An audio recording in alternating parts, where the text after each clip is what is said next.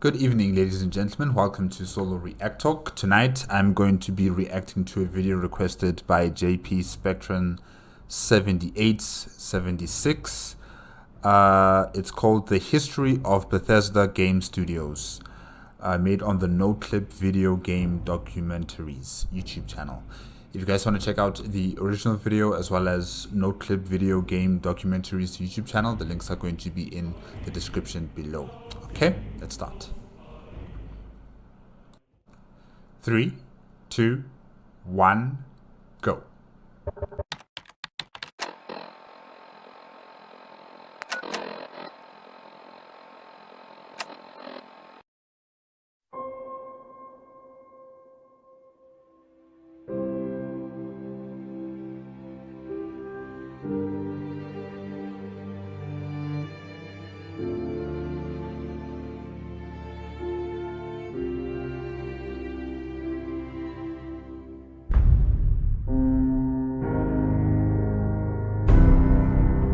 So I played Daggerfall first and then got hooked and started playing all the other Bethesda games. But Arena at the time, I was like, oh, I don't know, that cover's so goofy. I don't think I could get into that. You know, after we finished Redguard, the whole team, the whole entire company went downstairs into the basement and we would all package the games up to be shipped out. And that was sort of how things worked back then.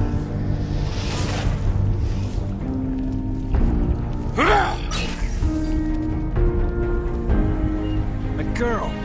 We've got a daughter, Catherine. We had to create gun combat from the ground up, something this company hadn't done since the Terminator games. And so that was a big thing. And we knew with gun combat came combat spaces, and that meant designers who knew how to make levels. But I didn't want to tell them, yeah, I'm actually taking pictures of this so I can blow it up in a video game, which is exactly what I was about to do. We have a lot of takes of Ron Perlman giving us War Never Changes in many, many ways. War never changes.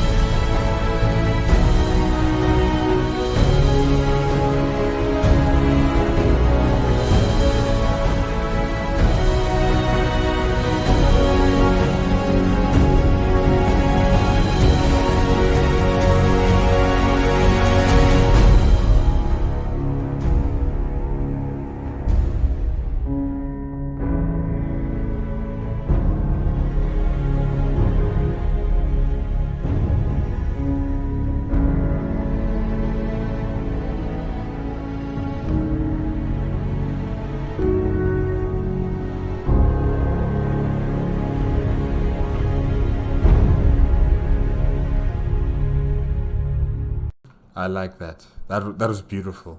That was a beautiful intro to the video. Well done. Noclip video game Documentaries. I enjoyed that. And the music at the end, towards the end, and you know, with the title name of the video. Oh, that was good. I'm hyped up now.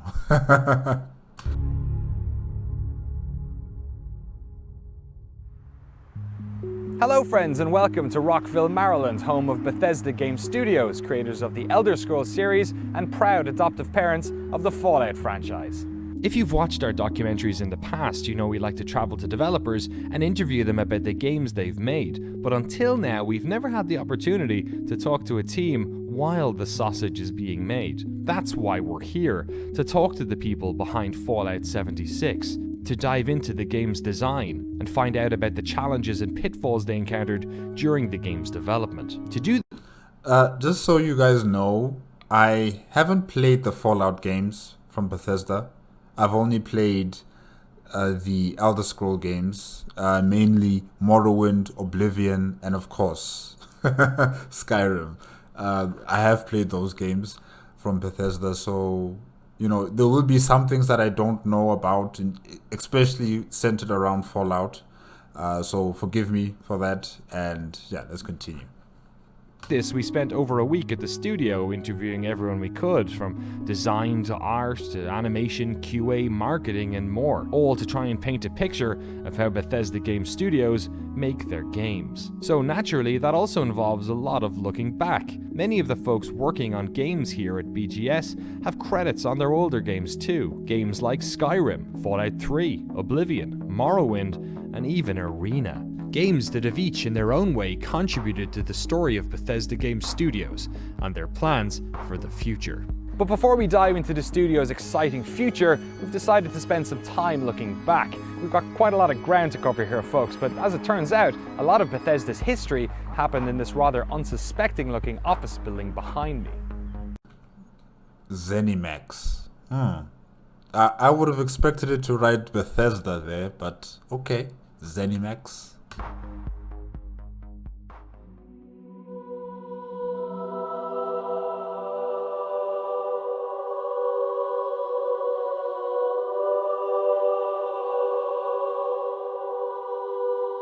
I had gotten Wayne Gretzky Hockey 3 for Christmas from my then girlfriend, who's now my wife. And I looked at the address in the box and it said Bethesda Softworks, and I was like, oh, these guys, they're doing a Terminator game as well. So I said, I'll just drive by the office. And I went to William and Mary in Virginia. This office was on my way. So it's we're right off of 270. This is the same building. So I remember it was Martin Luther King Day, must have been 93. And I drove and I knocked on the door. I came in, but most people weren't here. It was a holiday and someone came out and met me like, who are you? What do you want? And I was like, I love your games. I want to work here one day. And when there was an opening, they finally said, hey, we have something. And I jumped. This is where I wanted to be. How big was the company then? 20 some people. Guys, imagine in our time, in our times right now, someone just walks up to a company and says, I like your product, I'm going to work for you one day. And then they actually call you when there's an opening and say, hey, there's an opening, you can come and we'll hire you. Imagine. That doesn't happen. That does not happen in our time. Man. Todd Howard, wow. If only we had that type of opportunity. Nowadays, people have to come with CVs. They have to, speak and like in the interviews, they have to impress. They have to be that right type of person that is needed for the company. Todd Howard just walks in like, I like your products. I'm going to work for you guys one day. Bam! I like the music. It's, what was it called again? Piece of Akatosh, right? From Oblivion. Yeah. Good choice. The development staff was maybe 12. And so this is my 25th year, like in my 25th year. So it's been, same building, right downstairs where you came in. That's where I came in.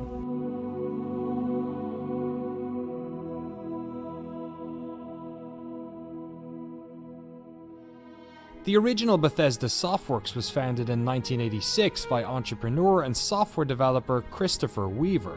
Named after the town of Bethesda where it was founded, the studio developed and self-published a variety of games, everything from football game Gridiron to early hockey games and even some Terminator spin-offs. One of Todd's first responsibilities once he joined the team was to port a CD-ROM version of a role-playing game that had been made internally.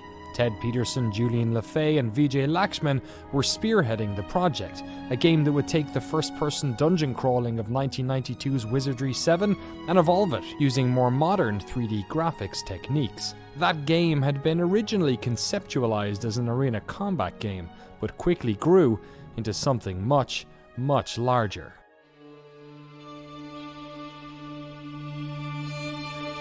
I don't know this one. The Elder Scrolls Arena. I don't know this one. Interesting.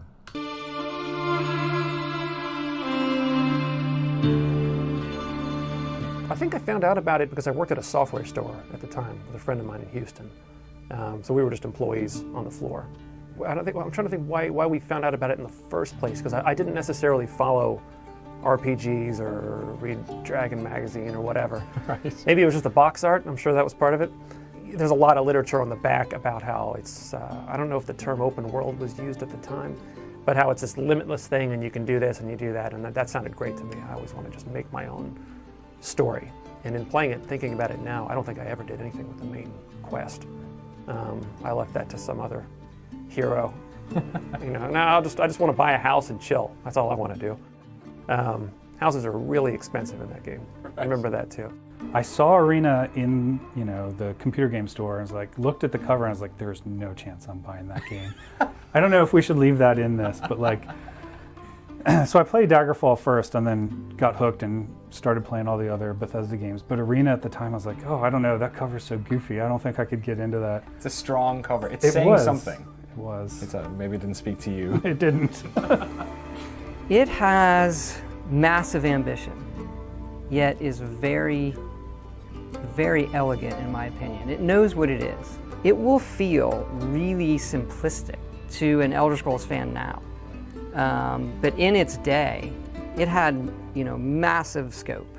It gave you the feeling, despite it being old, of this world is, I could do whatever I want. I could go wherever I want. And that the things you found, you felt were unique, like, I found this, only I did. And this was there for me, and like, it has the time warp. Wow, he just sold the game to me. He really did just sell the game to me. The other employees, they weren't really that convincing, you know, what they were saying about the game, especially in terms of the box, and also how they played the game. But Todd, you sold it.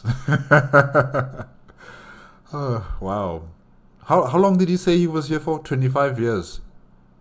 Counting. Wow. Loyalty. Loyalty to the business. Huh. By the time Todd had finished his work on the CD-ROM port of Arena, the Elder Scrolls team was already working on Daggerfall, so Todd was made producer of a Terminator game. You have to understand that back in the mid-90s there were almost as many Terminator games as there were people living on Earth. In fact, Bethesda had made a bunch of them themselves. But this Terminator game was going to be different. Terminator Future Shock was Bethesda's first full 3D game. It had a height map, it had instanced 3D objects, and the game took place across large, sprawling levels set in post-apocalyptic cities. Good design practice, as it turns out. About half a dozen people were working with Todd on Future Shock, and as that game was released and Daggerfall was going through its own tough development, many of that team went to help on the Elder Scrolls game.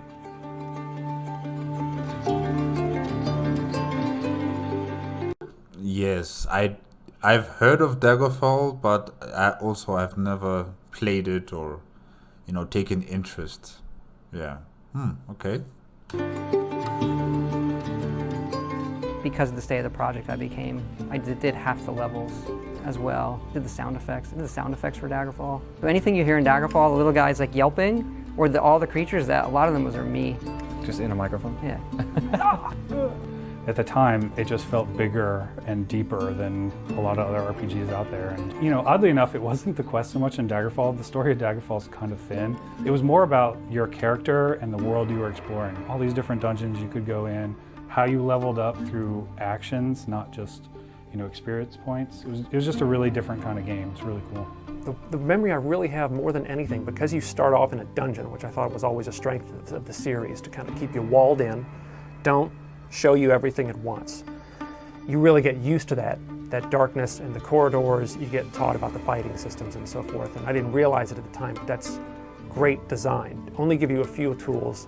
Let's give you a hammer, and once you've mastered hammering in the nail, like in Karate Kid, then, okay, now we'll show you the wrench and whatever else. So when you finally do make it out of that first dungeon, which is not easy to do without seeing a map of it, you know, you get this whole big reveal and the music changes of the first time. You have suddenly it's all those possibilities. If Arena is the world, Daggerfall pushes on the character system. So if you look at the two character systems, Daggerfall introduces the whole skill system and the way you level up and the way factions feel about you, and you have languages and you have pluses and minuses. It's a very, very heavy character system, but awesome. A lot of the world stuff stays the same. It has a very sophisticated quest system, despite how it might express itself if you go back and play it. But it mostly becomes a game about pushing the character system much, much further. It seems that all the Elder Scroll games have the same traditional starting point, we're starting in a dungeon. Because in Skyrim, yes, we were outside, with the opening cinematic going to the headsman chopping block, and then we run away all the way into the castle. And it's basically the same, where you're starting out in a dungeon or a castle kind of structure, and then once you're out of the place, then you see the grand vista of the mountains, the trees, and you're here, you're in Skyrim.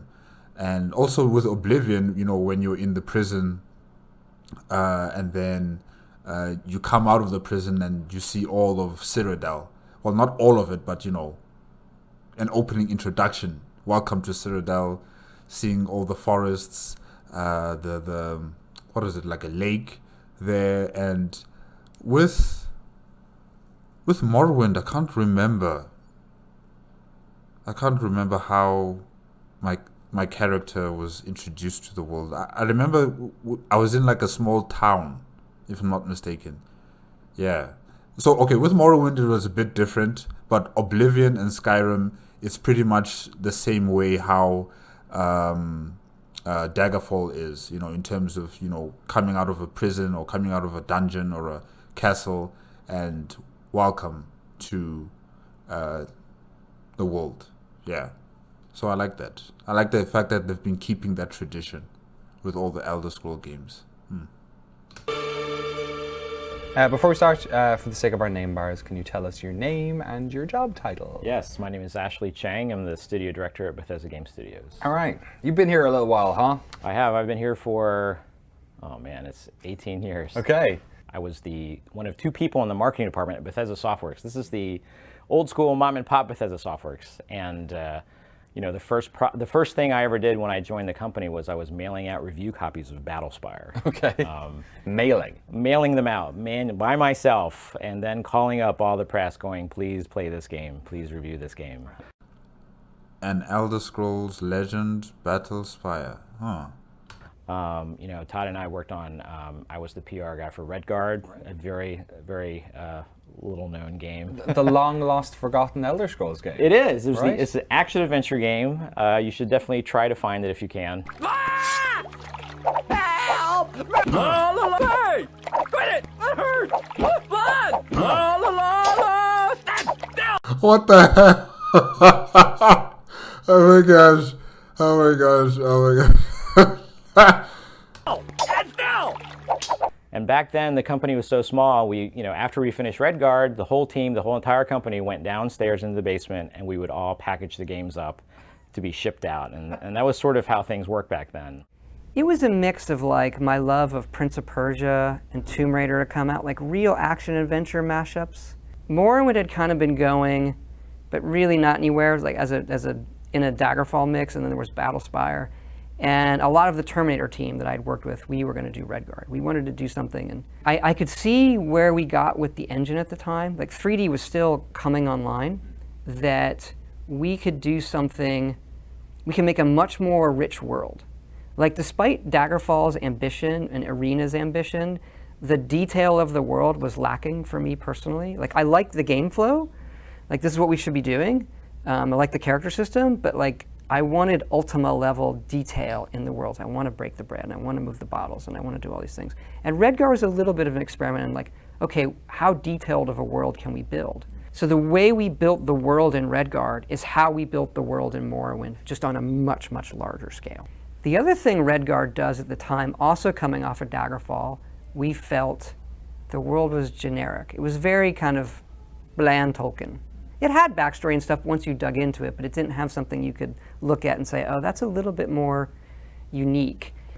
And it's also doing that mechanic that you'd find in Morrowind, like when you're walking into a forest and in the far distance it's just that mist, just like with Morrowind, when you're playing Morrowind and you're exploring the map, you know, you won't really see in the far distance, like with Skyrim or even Oblivion, right? Yeah, you won't see in the far distance like the mountains or whatever else is beyond the horizon. You're just seeing this fog, this mist. And yeah, it's the same way with Morrowind. Okay. But that comes in Redguard, and then Morrowind builds on that, right? The scope of Redguard was too safe. It missed a technology window. It really should have been a console game. It should have been on the PS2. Redguard. PS2, maybe PS1. Yeah, I think PS1 did not do very well.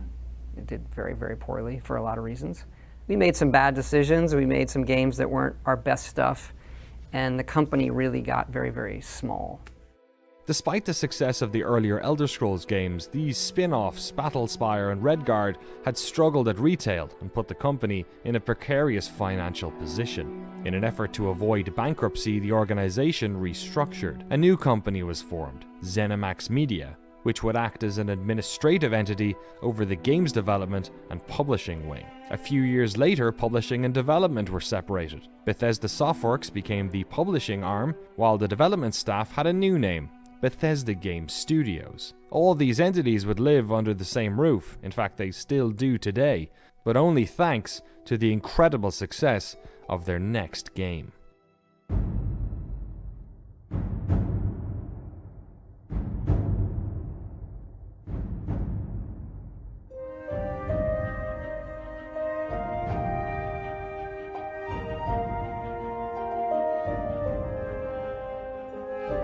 We need to do Morrowind, do the game that we're here to do, and it's kind of like, this is our last shot. Like, if this one doesn't work, we're not here. I think the failures of the previous games made Morrowind what it was. Because that's where you say, well, we just gotta do what we think is right and what our audience wants, and we're already in, like, we already think we're not gonna be here, so fuck it, let's just make the game that we think we should be making. Nothing to lose. Nothing to lose. It's only when you fall that you learn whether you can fly. Well, there is a contingent of fans out there who believe, and I actually have met a few, even today, saying that it's the best game they've ever played, it's the best game we've ever made, and it's been downhill since then. Right. Like, Morrowind was the greatest game, and a lot of it is because of the tone, the flavor, the art direction, the character, the story in that game, and it was very unique, very, very unique for its time. Yeah, I think the main idea behind Morrowind was stranger in a strange land. You are in an alien world, and so how do we show that? You know, we had a lot of different influences, and the concept artists who did the work there just had crazy, amazing, weird ideas, and it was awesome. You know, and we borrowed from a lot of things. You know, it felt a little bit like, what would Star Wars be if it was, you know, a fantasy game? And then combining the culture of Dark Elves for all these different influences and how they lived in giant bug shell-shaped houses and wore bug shells as armor and lived in this essentially desert. How did that shape who they were? How did it shape how they built things? How did it shape what you as a player got to explore? It became a mix of a lot of really different and interesting things. A lot of... sorry. I just have to say, you know, when I first played Morrowind, what caught my attention immediately, it was that opening soundtrack. You know, that's what got to me the first time I started playing this game. That's what got to me, that soundtrack. The opening soundtrack. And I won't lie, it was difficult. Playing this game, playing Morrowind, playing Oblivion, it was difficult. Because my mind is already fixated, or should I say it's acclimatized to Skyrim gameplay and Skyrim graphics and Skyrim convenience, if I can say that, you know. And now I have to go backwards. I have to go to Oblivion and to Morrowind, and it did take me a long time to get used to playing, you know, the games, especially Morrowind. Like, I needed to be extremely patient playing this game. There were moments where I would just give up. I would just give up and just switch off and go back to doing work or doing other things, and I'll just listen to that soundtrack and then I'll get back into it again. And I never finished the game. Till to this day, I have not finished the game. Morrowind and Oblivion, in fact. Skyrim, I finished it many times over. All of the missions, all of the side missions, everything. I finished that thing, But Morrowind and Oblivion, I still have not finished the games. I'll get to them. I'll finish them. I don't know when, but I'll get there. It's based off of, giant... The NPC walk, fungus or just strange thorny roots that grow in the ashlands. So it was doing something weird and then playing with the idea of scale. So it's a little bit like Alice in Wonderland. Imagine taking things like mushrooms and scaling up as giant trees. How does it feel now to run around that world? Well, that's pretty cool. I haven't done that before. That's interesting. So I think things like that stand out a lot. They make the world feel really different and not like something you've seen before. Well, we knew we had to do it, I think. Let me put it that way. The company really wanted to make Morrowind then, but it was such the ambition and scope were so big, obviously from the final product, that it took a while. And the team was only about 40 back then. Microsoft approached us and they were doing the original Xbox. And it was very PC-like. This would be great, we'll have an RPG. And the other thing is you need to go back to RPGs of that time, which are like Final Fantasy and other things. And it is, well, we don't really do the RPG that a console crowd wants. Can we translate the menus? Can we keep the experience the same? Can we do a console RPG that we would want to play? And a game like Morrowind, back then the Japanese RPGs were what everyone loved, the Final Fantasies. That was what an RPG was. Western RPGs weren't really, cool. You could say that, but nobody was making them like we would. Like, this is going to be a first-person experience. It's going to be an open world. You're going to be able to go wherever you want. Like, Morrowind's not going to hold your hand at all. You can break your game in Morrowind, and we're not going to, Morrowind literally tells you what you've done. You're about to break your save. Are you sure you want to go? And we go ahead and let you say yes. We let you say yes. We let you break your game intentionally. That's how open that game is. It was fantasy, open world, and the idea that you could just sort of wander anywhere and do anything was very, very unique at the time. The streaming system, how the NPCs, how they tried to make it so you could ask any NPC any question, which was great in theory and practice, but the ability to just sort of wander around and do whatever you want in that game. And I remember the first time I came across one of the ruins in that game, and the feeling of exploration was just, your mind was transported into another world in a way that I love video games and gaming, but it was so unique to me for its time. It was just amazing. So Morrowind comes out, is a much bigger success than even it's beyond what we need. It's a much bigger success than we anticipate, or it's huge, and it's really huge on Xbox. I believe it became the second best-selling title behind Halo. It crushed, because people were hungry for, oh my gosh, have you seen this thing? So that really made it as far as us as a company and a studio. And that was going into Oblivion where, hey, the console part is huge. Right. The audience that wants this is much bigger than we think. Wow. So it was the second best-selling game on console for Xbox, and first place was Halo. Oh, wow.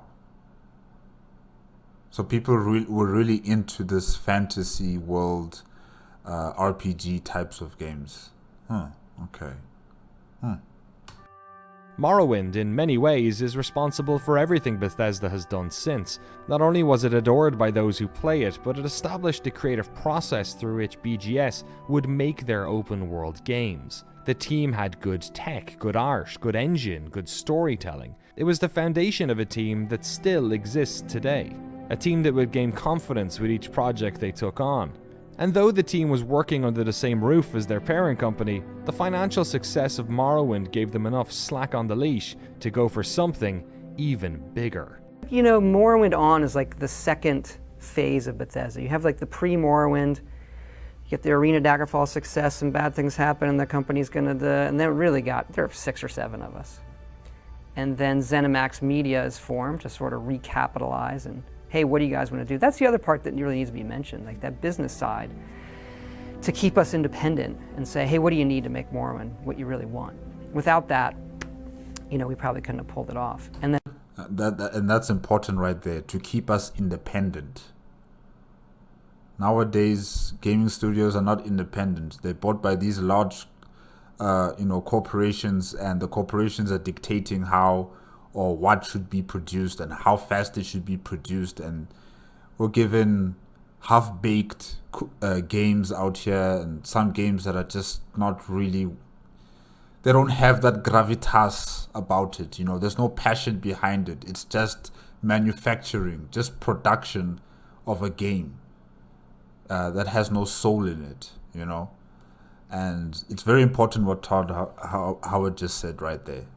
They were given that space, they were given that independency to do what they want to do. Yeah. And so Morrowind on was like this, you know, second phase of the company. You know, we all worked together, we all moved on to Oblivion afterwards, which is, again, a big investment for the company. You know, the company, we're like, there's a new generation of consoles coming. We don't know what the spec is. We're going to make this big game. It's going to be a big AAA investment for the company, and you're going to wait 4 years. Is that okay?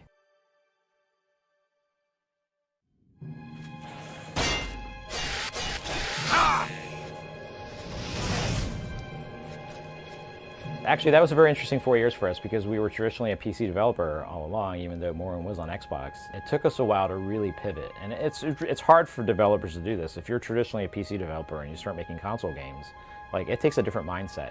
Oblivion was sort of our learning curve. That was our project to learn how to make games for consoles, how to make games run fast and look good, and within the constraints the consoles have. I remember we were one of the high-level goals, not officially, but we had been talking that, like, if Morrowind was the Lord of the Rings trilogy, the books, you know, there's a lot of text, then Oblivion will be the Lord of the Rings movie trilogy, you know, much more visceral, you know, a different aesthetic, more colorful, more, you know, more accessible in a lot of ways. We were working on it for the Xbox 360 at the time, which was not actually out. So we were working on hardware that was not done yet. So anytime you're trying to make a game, you don't know what the game is yet, and you don't know what the hardware is, that combination can prove stressful. That, and then just how do we, you know, take a huge open-ended role-playing game that's traditionally been on PC. They put Morrowind on console, but, you know, sort of the next evolution of that, and the controls and the feel, and what things do you leave in, what things do you take out, to make it have the, you know, the most appeal, but still keep the depth. Kind of swing more traditional fantasy, you know, so in Oblivion it's more castles and lots of shiny armor, a beautiful world. Like, we wanted to do forests, we wanted, you know, lots of NPCs, lots of people. They all have, you know, full schedules, they'll eat, they'll sleep.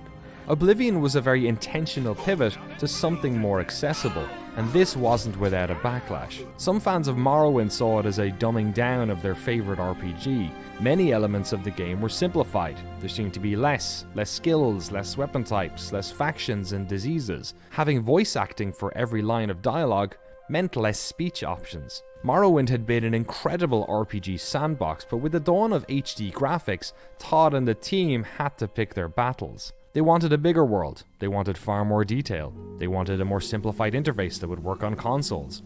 They wanted to bring fantasy into the mainstream, and that meant paring back. But the team was still small, and all this work required to make Oblivion the game they wanted to make wasn't without its challenges. So the forests for Oblivion were really interesting. We used SpeedTree. We were, I believe, the first video game company to use SpeedTree. No way. Yeah, and it worked incredibly well for us. It was great. But what we ended up doing is we used all the SpeedTree assets and we'd bake them out and we'd put them in the game, and we created a procedural generation system. So we generated each area of the game and made it, and it turned out it wasn't so good. So all the artists then basically did like a terraforming pass where we'd go over the procedurally generated work and make it handcrafted, and it took 2 years to do. Right. It was an Whoa. insane undertaking. And we had to really ramp up the team of environment artists to come do that. Like, we knew what we needed to make, they knew the number of towns, but like, okay, this town has how many buildings, how many NPCs, how many interiors, how many exteriors, like all the details. So it used to be, well, we need a town, somebody make it. And then the artist would go off and make it, and the designer would help design it, and then you'd have your town. So it was really, from that to now, it's, you know, it's very much more designed out as far as how big the town is, how many buildings are in it, what it's made up of. The way we designed the dungeons, some of them were for quests and some of them were more randomized. And then we had the Oblivion realm. So it's like, okay, making dungeons is obviously a big part of this, and it's sort of separated there. And then figuring out how we were going to make all the Oblivion realms. So I remember that as a key part on the schedule. Like, we had our game and our date, and we knew what we were doing, but the Oblivion realms, we still hadn't quite figured out what they were. During this stage at BGS, there was no delineation between designers. Level designers were also quest designers, and as the game got more complex, this was beginning to cause issues. Elements of the game were getting trimmed in an attempt to make the Xbox 360 launch date, and in some cases, to even fit the game on the disc. You know, in relation to whether you play the game on the PC or a console, I played Skyrim for the first time on my PS3, you know, and I did enjoy the experience. However, when I played Skyrim on my computer, it was just I just enjoy playing Skyrim on my computer. I enjoy playing Oblivion and Morrowind on the computer more, I think, than playing it on the console. I don't know. With the TV, it just feels limiting, you know, with the console. I don't know. I just really enjoy playing it on the computer, and I've stuck playing it on the computer, and yeah, you know, the game, the Skyrim game for the PS3 is just in my bedroom, just gathering dust. I don't know if I'll ever use it again. I do take out the map, because, you know, the box has a map inside. I take out the map, look at the map, you know, and look where I'm going to be going. I enjoy looking at that map instead of, you know, pressing the M key for the map to show on the screen. I just look at the map that I have and then I plot my course. Okay, let me go here, let me go there. So yeah, I like playing the game on the PC more than I would play on the console. But it is interesting to hear that they try to make this game more accessible for console users, and it seems like it really worked in their favor. And yeah, it's good. It's really good. So in the shipping game, there's an arena in the Imperial City, and the original plan was there was going to be an arena in every city. And I had done the majority of that work, and we ripped it all out because we Yeah, I mean, it's too much. I don't even know if the disc will have enough space. Wow. All the cities having an arena? realized we needed to focus on one to make it better. That was painful. That was 800 lines of dialogue. That was all this scripting work. And it was definitely the right decision. Absolutely. It was fun to do all the fighting and fight and become the champion, but I actually really enjoy, when I play it, just betting on a fight and watching and finding all the weird bugs with that. Like, I would set it up so that the two combatants, there would be a Nord woman and an elf guy, and they would, I look at the script, they were always really evenly matched, and invariably, one team would always win, and it was supposed to be random, and I didn't know why. And I wasn't taking into account some of, like, the racial ability. Like, Nords are stronger. Right. So this guy was beating the crap out of this person, and I didn't, and so, you know, I had to figure out all that stuff, and... the Khajiits were always losing. Yeah, yeah. So for us, for Oblivion, compared to Morrowind, you know, the biggest thing is scale. Morrowind's actually kind of a small game, and if you actually look at the draw distance, it's foggy pretty much right in front of the player. Yes, yes. We didn't have LOD. There were no mountain views in Morrowind. So for Oblivion, it was hey, you're in this giant valley, you can see the mountains everywhere. And that's what started the whole, hey, if I can see it, I can go there and explore it. That really happened in Oblivion. Just like Skyrim, yeah. That initial view when you come out of the dungeon from character generation and see the world and see the water and see the ruins reflected in it, we spent a lot of time on like the framing of that, how the water looks, how the mountains look, to know that, hey, welcome to this world, go do whatever you want in it. Elder Scrolls games are like kitchen sink games. There's so many systems, so much crafting, there's magic, there's just all these different systems that have to interact together. There's cities you can explore that are teeming with people. How are you? There hasn't been a nuclear annihilation yet. You know what I mean? Like everything's still there, everything's still beautiful. So we started getting into this thing, we realized that the guards are the best reflection. We started doing this in Oblivion. The guards are the best reflection of the character. So they comment on you, they comment on what you're wearing, your accomplishments, like, hey, I heard you did this thing, or like, and it gets really tough with stuff like the Thieves Guild, or like, did I see you sneaking out of that house? You know, like. But in the voice cast in general had not been figured out, other than, let's bring folks back from Morrowind who we like. Michael Mack, the voice of the Red Guards and so forth. You want to be a combatant? Wait, you're serious, aren't you? Cast a few more people to fill in the space or change up cast from before. Ooh, look, a fly. Buzz, buzz. Hey, look, everybody, I'm talking to a fly. Buzz, buzz, buzz. And all in all, it's 10 or 11 actors for what I think started out as it was 60, 70,000 lines of dialogue, and eventually we had to trim that down to 40, 50 or something like that to ship with, because it physically, at the time, we could not fit it on the disc. It was just too much, something had to go. You're a big... Yeah, that is unfortunate. That is unfortunate. Fat liar. Brother Joffrey, he should be in the Priory House, I think. I don't see any good options here.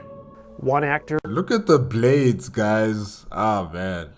Per race, gender, and some are even shared. The Nords, I think the male Nord and the male Orc are the same guy. And originally they were going to be different, and we had to combine them. And it was just pure disk space, whereas now you could just, we can just tack on another archive that you could download. It's all down to your local hard drive space on your console or whatever you're playing on. So it's a lot of ground covered by very few people. So days and days and days and days and days of just Imperial male with Wes Johnson, our local voice actor. In fact, I always forget his name, but one of our voice actors, I see him like once every 2 months at the Dunkin' Donuts down the street. I swear to God, I'm always meaning to say hi to him. I can never remember his name. It's so embarrassing. And he goes, halt. And he's great. I'm like, next time.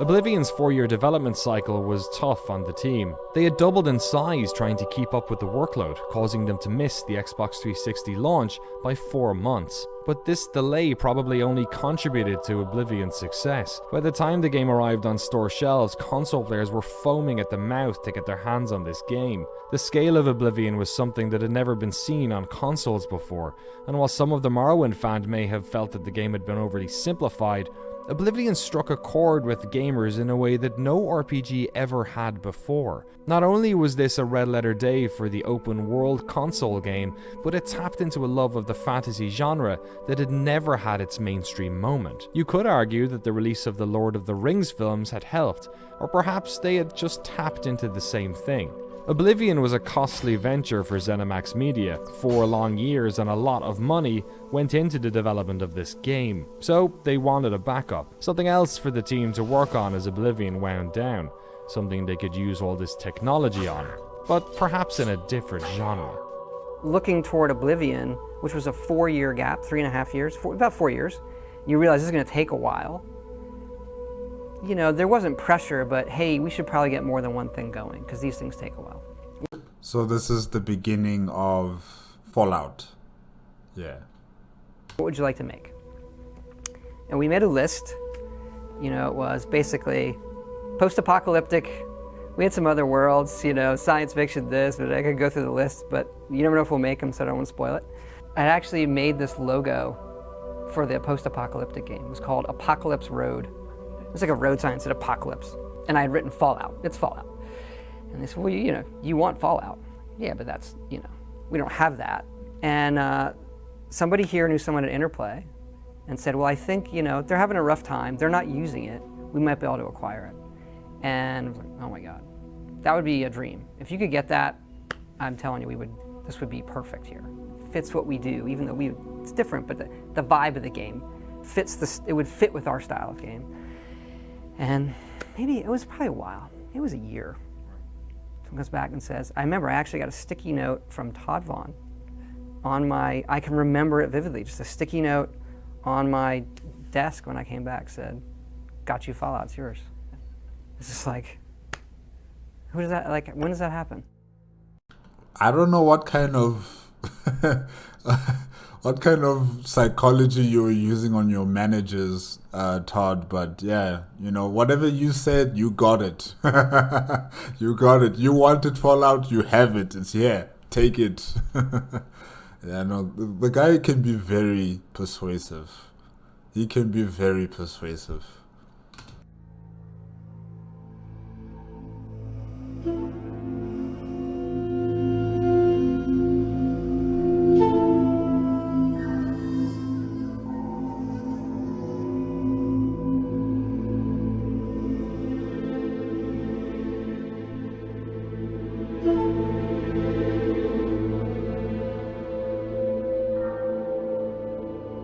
Wait, why do they start with Fallout 3? Oh, because the previous company created Fallout 1 and 2, right? Okay, yeah. All right. Yeah, Fallout was incredibly exciting for everyone here because it was new.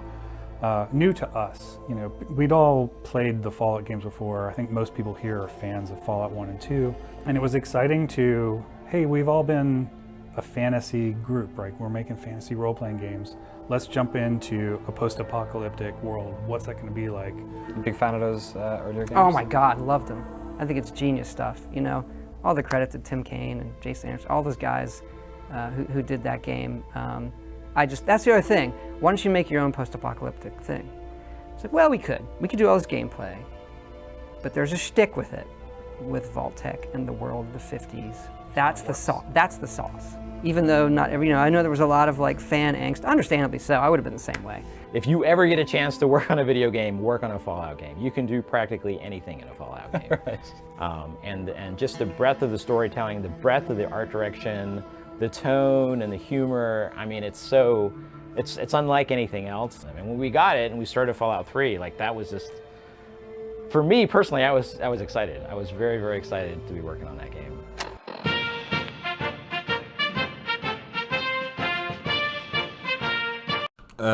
Is this the capital of the United States? I think it is, yeah. I remember seeing that building in some movie. I think it was Planet of the Apes. Yeah, Planet of the Apes, yeah. Hopefully you guys know that movie. It's too long to explain, but yeah, Planet of the Apes, yeah.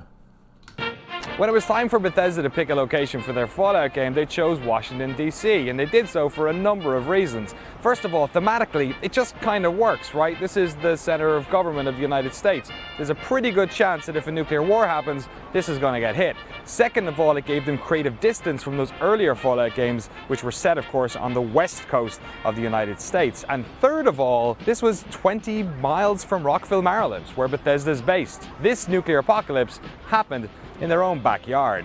Well, this is how we make our games. So, like when we first decide on a game, we start with a map.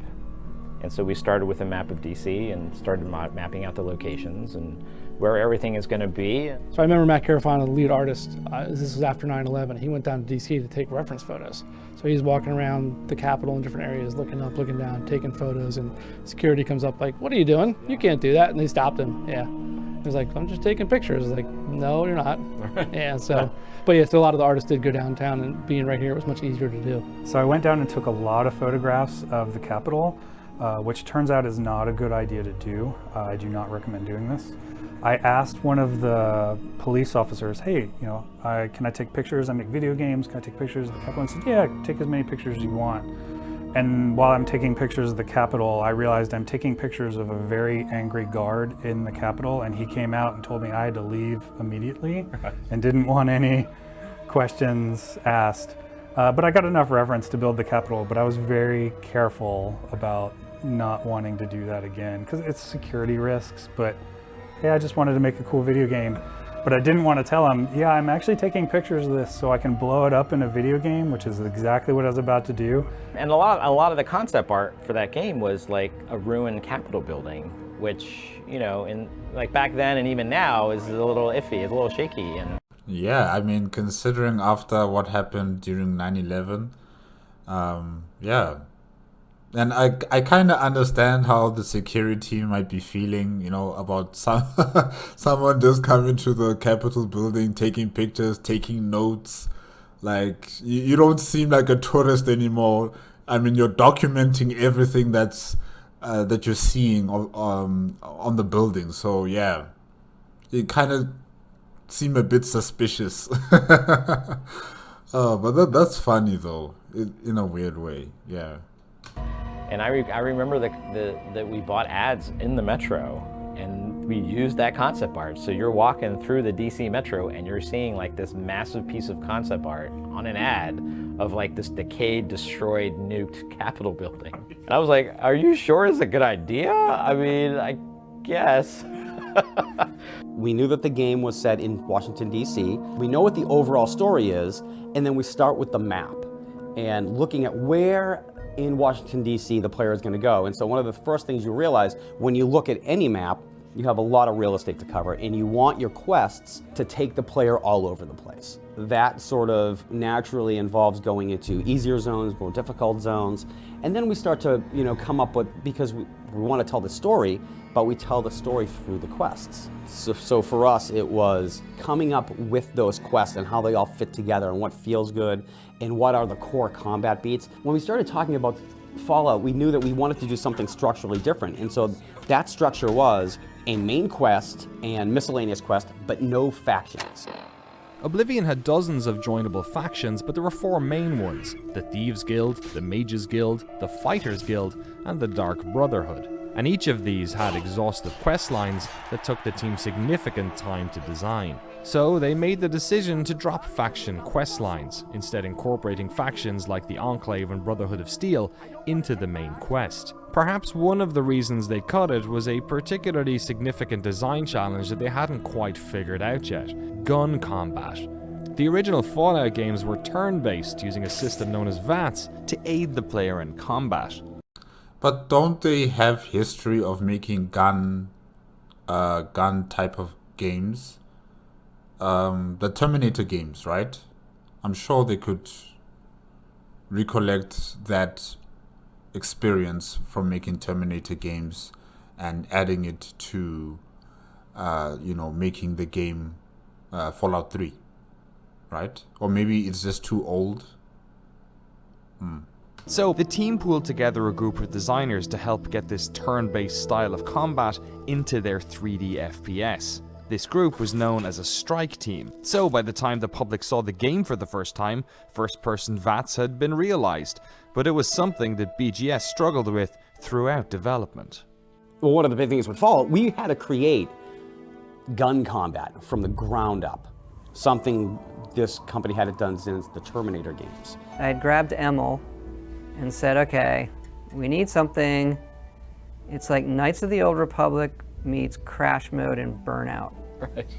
You drove the board. Like, how do we put these two things together?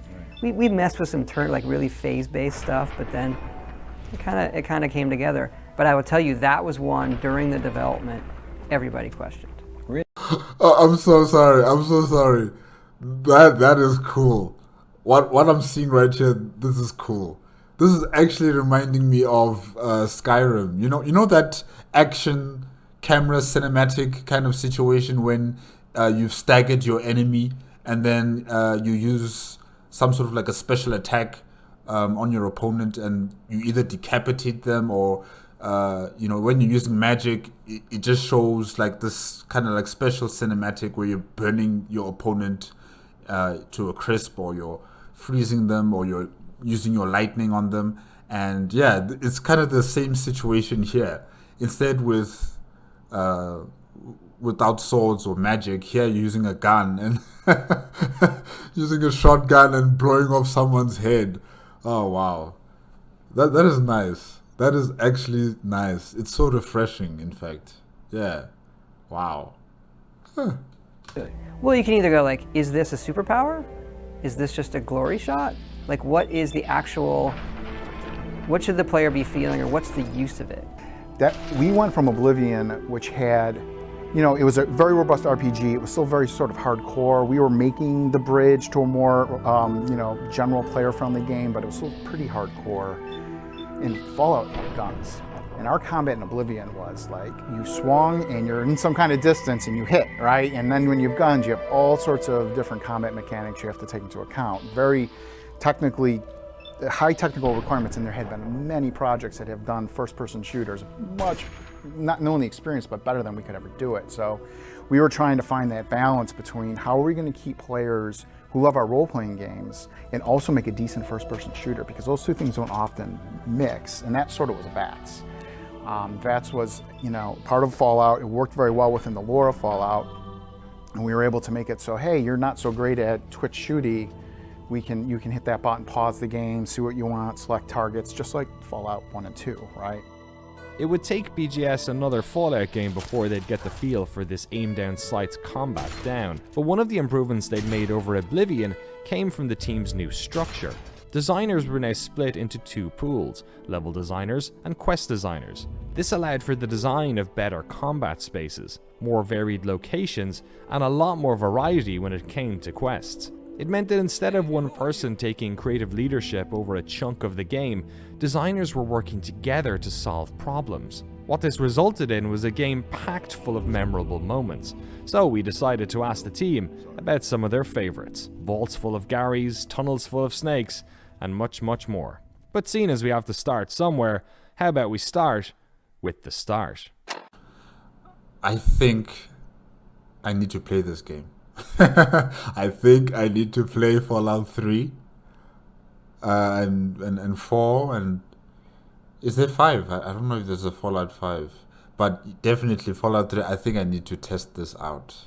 Yeah, this looks fun. This really looks fun, and I have to say, the landscape is really convincing.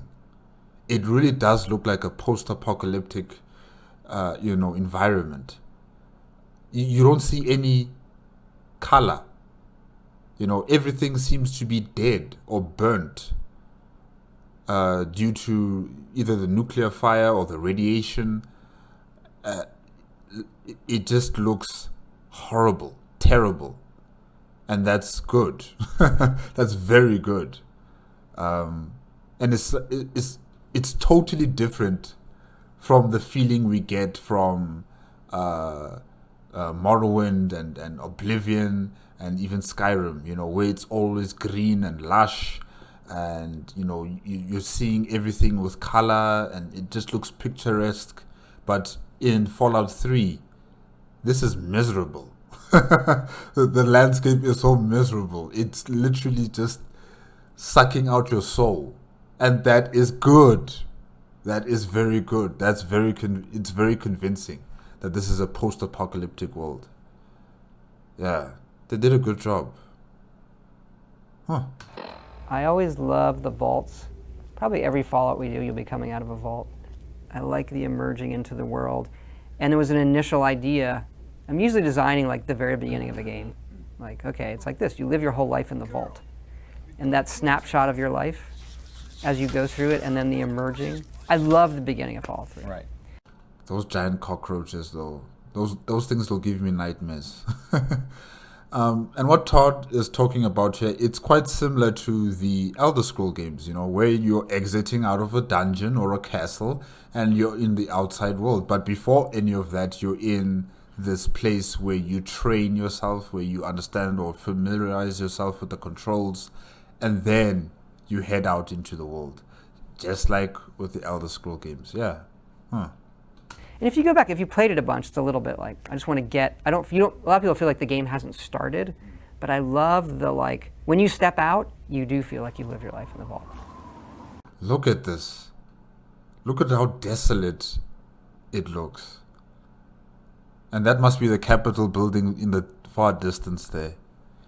Wow. Whew.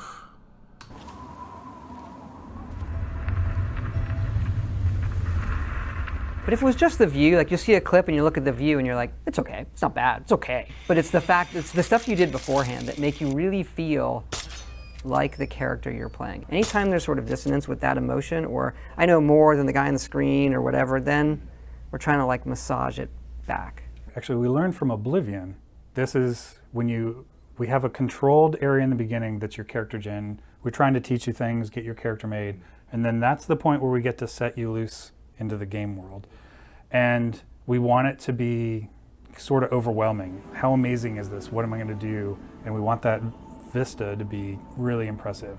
So a lot of work goes into how much can you see? Where does your eye lead? Do you think you're going to run down to the ruins? Can you see the LOD for the Red Rocket station? You know, and how am I going to go explore this world? So we try to lead you into it, but then let you go wherever you want. And there, yeah, like when I just look at this place, it just looks like I'm going to be stuck here for a very long time, trying to figure out where am I supposed to go, how am I supposed to go there, you know, and the fact that it's so brown and just dead, it's going to take a lot of work. just to get your bearings and to figure out where you're supposed to be going in all of this. Yeah. Oh man, I need to play this game. There were lots of discussions about how the game looked in terms of being a dystopian, post-apocalyptic wasteland. But I think a lot of it really was we wanted this oppressive feeling in the game. We wanted it to feel bad and that you are the hero who's going to come help make this world better. As much as you can, yeah. As much as you can. And it was a big jump from the lush forests of Oblivion to a blasted, you know, nuclear wasteland with dead trees everywhere. A lot of the environment artists joke, like, hey, we're not allowed to use the color green unless it's in the HUD. There's no live plants, there's no grass, it's all dead, it's all brown. Everyone's dead, so you don't want it to feel like too lit, but you also don't want people just stumbling around in the dark, so you have to find like this fine line of like just enough flickering lights that you can navigate and see all the monsters, find like the quest items, so you have to play through every quest to adjust the lighting, like where are the people standing, make sure they have the nice light on them, and they're not just like a really bright background in there in the shadow, and then it'll move because like something will change in the quest, so you just have to keep playing it and keep adjusting everything all the time. Before class, Get out of my way, you stupid tunnel snakes! Tunnel snakes. Okay. I can show you a real tunnel snake, Amata. Adam Excuse you? Domowitz, our concept artist who passed away a few years ago. Yeah, he had drawn this concept art. We knew that we wanted, like, I had the idea of there's this greaser gang, and they, you know, they're the bullies, and it's a very 50s type of, you know, greaser gang thing. And he had done a concept image with that exact logo, Tunnel Snakes. Tunnel snakes rule. That's us, and we rule. Tunnel Snakes rule is awesome. And by the way, if you're ever online somewhere and you see a guild or a thing that say Tunnel Snakes rule, that's us. To a T, every time. Awesome. Anytime someone here is making a faction or guild or a clan or whatever in another game, everyone at the studio knows, yeah, it's Tunnel Snakes rule. Tunnel Snakes rule! Yeah. Gary.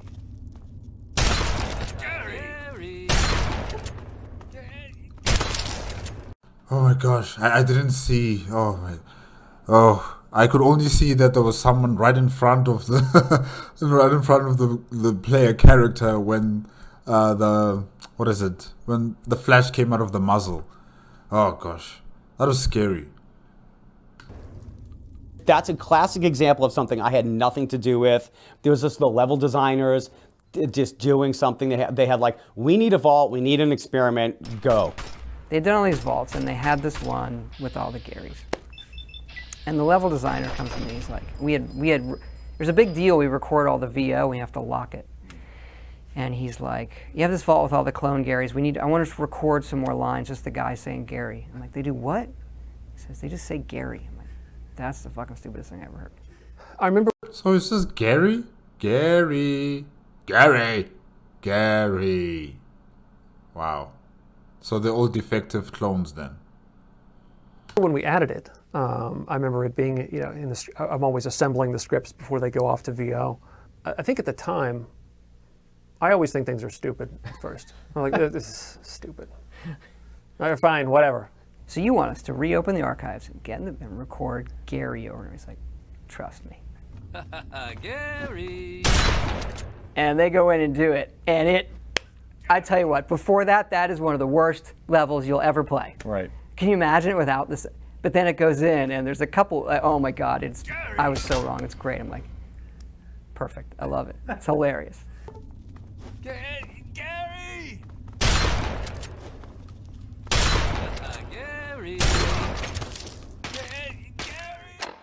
We had this nice tower kit that I'd been working on. I was like, this would be really cool. And the designer knew, hey, we want this to be this group of people who thought they were above all of this horrible wasteland would live. So literally we put them above all the wasteland. So they had this really tall tower out in the middle of nowhere.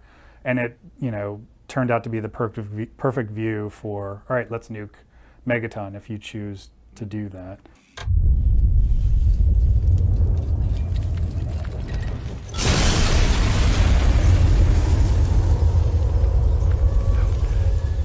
The verdict. Wow, so there's still nuclear weapons, in Fallout 3 that can be used? Whoa. Oh. Verticality was interesting. It gave us some advantages, like, you could have Alistair Tenpenny at the very top in a very unique position where he's like sniping people in the wasteland. But the real challenge there was just all the permutations of, do I let the ghouls out? Who do I save? Who don't I? Because we had this goal in Fallout 3 that the player can do anything. If the player wants to kill a quest giver, they can kill a quest giver. We talked about Megaton. If you tell Lucas Sims, the sheriff, that you're going to disarm the bomb, and so you have the good quest, and you shoot him and kill him, but then you disarm the bomb, who rewards you? Right. His little son actually comes up to you like, my dad's dead, but he wanted you to have this. I don't know why, but I like you, girl. So the NPCs here are not immortal, if I can say that. Because in Skyrim, if you attack the NPCs that give you the missions, they don't die. You die. Every Fallout game, I do what I call a profanity pass, where I go through all the dialogue and I rip out probably 50% of the profanity, because it really doesn't need it. But in the case of Fallout 3 and Little Lamplight, we have the character of Mayor McCready, who we decided we want this kid to be the most foul-mouthed, we were going to throw 80% of the F-bombs on this kid. The kid is the mayor? Oh, wow. Hold it right there, lady. Don't take another step or we'll blow your fucking head off. And he comes, the voice actor we got, I don't even know what the kid's parents were thinking, but he just did a great job, and it comes across as a kid who's trying to be tough, and he's the mayor, and he's in charge, and oh God, there's little moments like that. To most kids, that makes me mayor for fucking life. Fine by me, I say. Fallout 3 was a success for Bethesda Game Studios, and as they moved on to their next Elder Scrolls project, a corporate-level decision was made to make a sequel to Fallout. Fallout New Vegas was made by many of the developers who worked on the original games. The game was put together in 18 months and so launched in a pretty buggy state, but fans generally appreciated the way in which Obsidian evolved the first-person Fallout.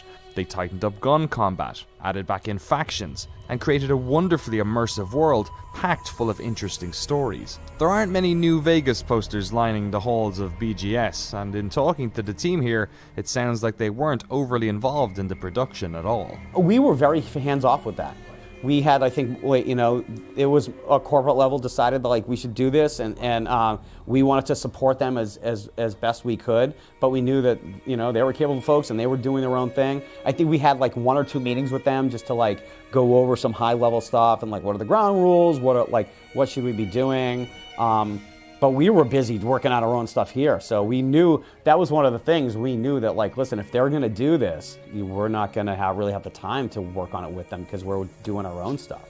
How much support did you give Obsidian when it came to New Vegas? Was that very much just their own thing that was going on? It pretty much was their own. We were pretty knee-deep in Skyrim at that point, and there really wasn't a lot of help that we could give them.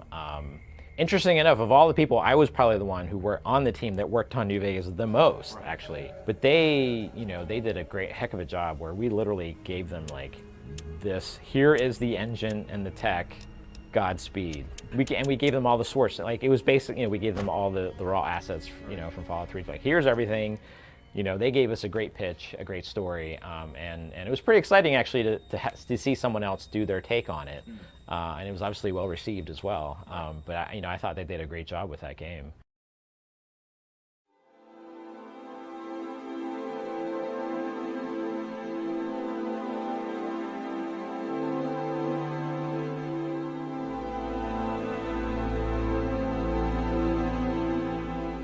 The team at BGS has a monthly hands-on meeting where their new studios in Austin and Montreal are dialed in. They begin each meeting with a list of new employees and recognition of their anniversaries. This is in Montreal. Jason, a year. Sebastian, 1 year. Katya, 4 years. Jared, 4 years. Gerard, 4 years. 5 years, sorry.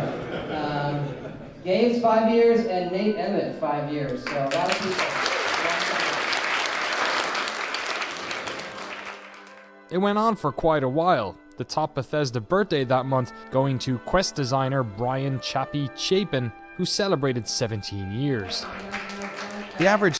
Man, people here have been working with this company for a long time. 25 years, 17 years, 18 years? Wow. Tenure at BGS is pretty high. This has meant that as they've moved from project to project, the team has become more battle-hardened and more trusting of the process through which they make their games. Bethesda has a process. They overlap projects so that as one game is being finished, another is being spun up. They always start their new game with a map. They add new technology to help build the world. Then they write the stories, add in new tentpole ideas, and create strike teams to focus on problematic areas. Crucially, they've gotten better at finishing games, and pulling less out of them at the last minute. This is a process that used to terrify the studio, but through experience, they've become a lot more comfortable with. I don't know, let's say 7-8 months before release, it's a serious mess. Right. Always. Hey, we want to push them in this direction, but just things don't click together as much as you want. And then you start shaving. There's tricks you have to nudge the player this way, or hey, let's cut this, or let's change this into this, or let's make this expose itself and become, you know, more of a thing. And then when you ship it, sometimes there's some you miss. You realize like, oh, this is the one everyone's drifting toward, and that wasn't our intention.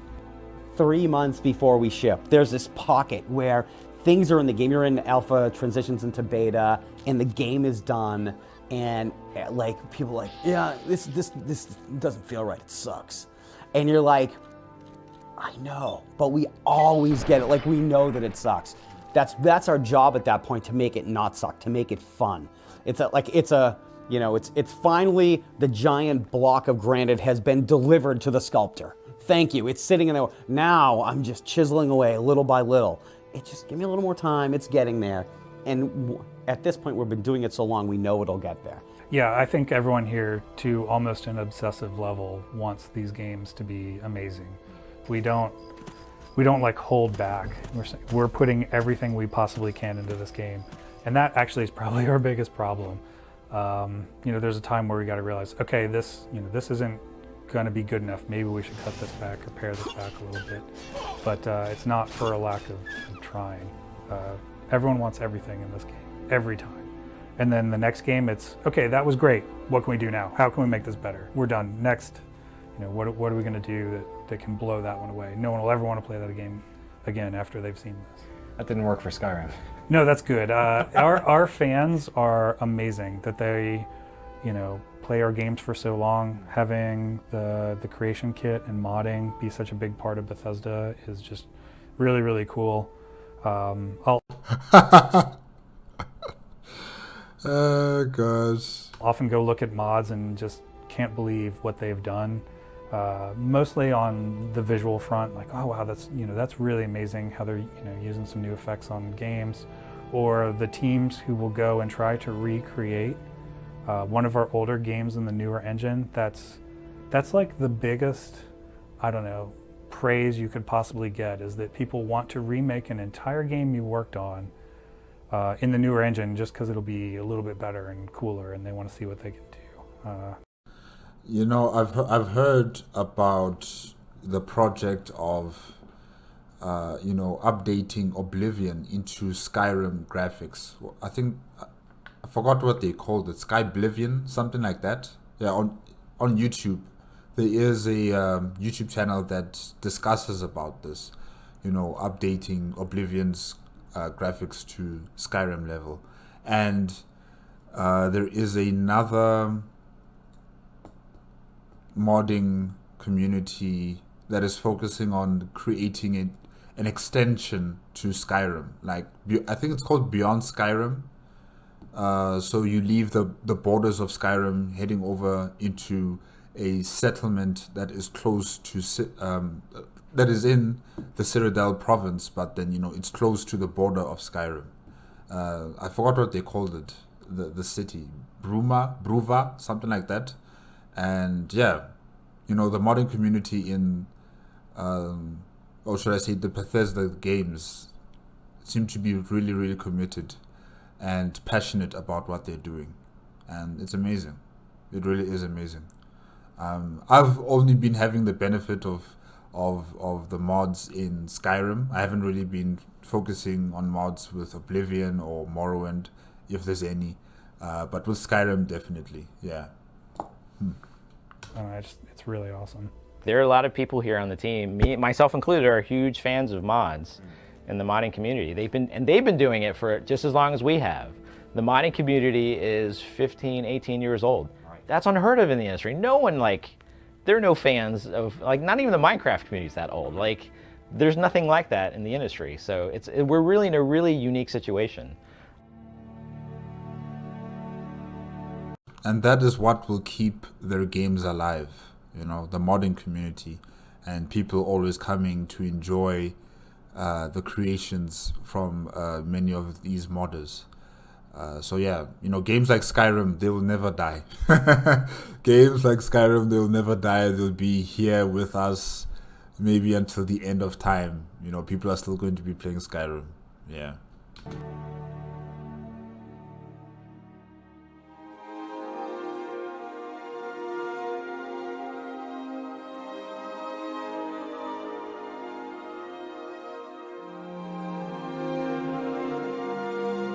I talked to Todd a lot about this because it was just kind of Todd and I talking about Skyrim early on. Nobody was working on it. They were still working on Fallout stuff.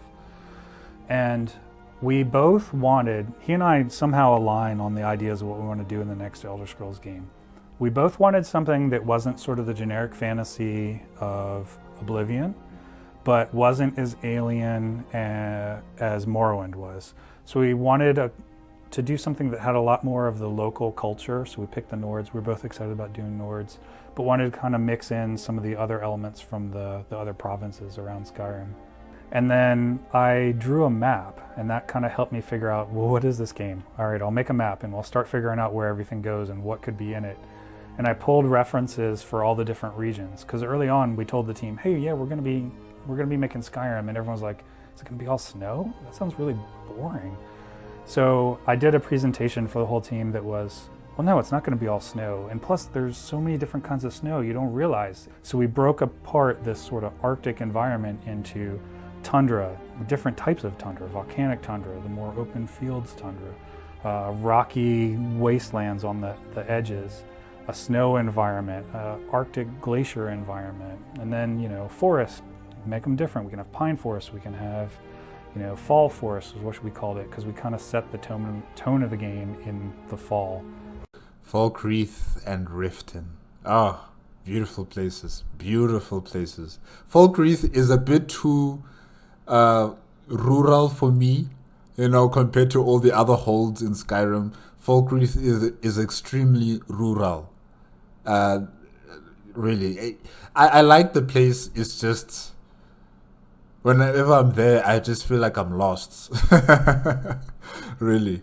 But yeah, Falkreath, Riften, beautiful forests. Riften is with the fall forests, and Falkreath is with the evergreen, you know, looking trees.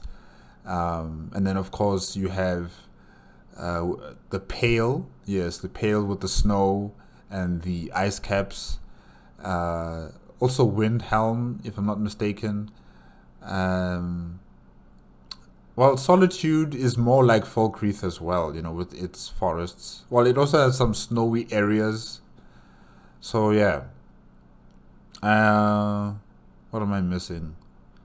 What is the hold of Markarth again? I forgot what it's called right now. But you know what I'm talking about. Markarth, yeah, that hold with the jagged peaks and the mountains and you know, just that elevation of mountain range. That was just amazing, really. I enjoy going there. Even though sometimes I get lost, I really do get lost, and I just use the map just to get me to where I need to go. But really, I enjoy that place so much. And then, of course, you have the center province, or center hold, if I should say. And like there aren't any forests around there. It's just grassland. And I like that. I really, really do like that. Beautiful. This game, 100%. What it was, it felt that Oblivion had tipped back to being too generic.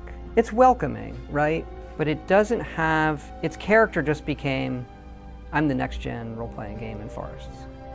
And we needed something that at an instant felt a bit more rugged and had its own identity. And the dragons and the shouting, they work into that. Fallout 3 had a very tight design. It was we hadn't done factions. It was a smaller game in a lot of ways than even Oblivion, which allowed us to polish. And we knew that with Skyrim, we were going to go big again. Skyrim would be the team's fourth bite at their particular brand of open-world role-playing game, and with that confidence came the drive to improve on things that they had done before, to plan better so they had more time to add new flavors to their world. We'll come up with the basic ideas behind each town or each city and say, all right, these are the people who live here. It's kind of based on, you know, if it's Solitude, it's a heavy Imperial presence, and we want it to be near a port. Come up with some ideas. And then Ray, one of our concept artists, drew that and put it on top of a cliff with an arch over to another rock formation, and everyone was like, oh yeah, all right, this is really cool. This is starting to feel really unique. The cave kit, we tried to do a lot of different things because I already did the cave kit on Fallout 3, so we tried to branch out and like make them a lot more organic. Because the way we would build them before, it was pretty much Lego pieces and it would all snap together in like 90-degree angles. Caves aren't really 90-degree angles, so we expanded on that and added all these pieces that you can jam in so things can like flow around really natural. Like it's more work for the designers, but then it doesn't just feel like, you know, old school grid RPG thing. So I think it made a big difference and sort of laid the groundwork for what we did on Fallout 4, which went even further. Beautiful. Just beautiful.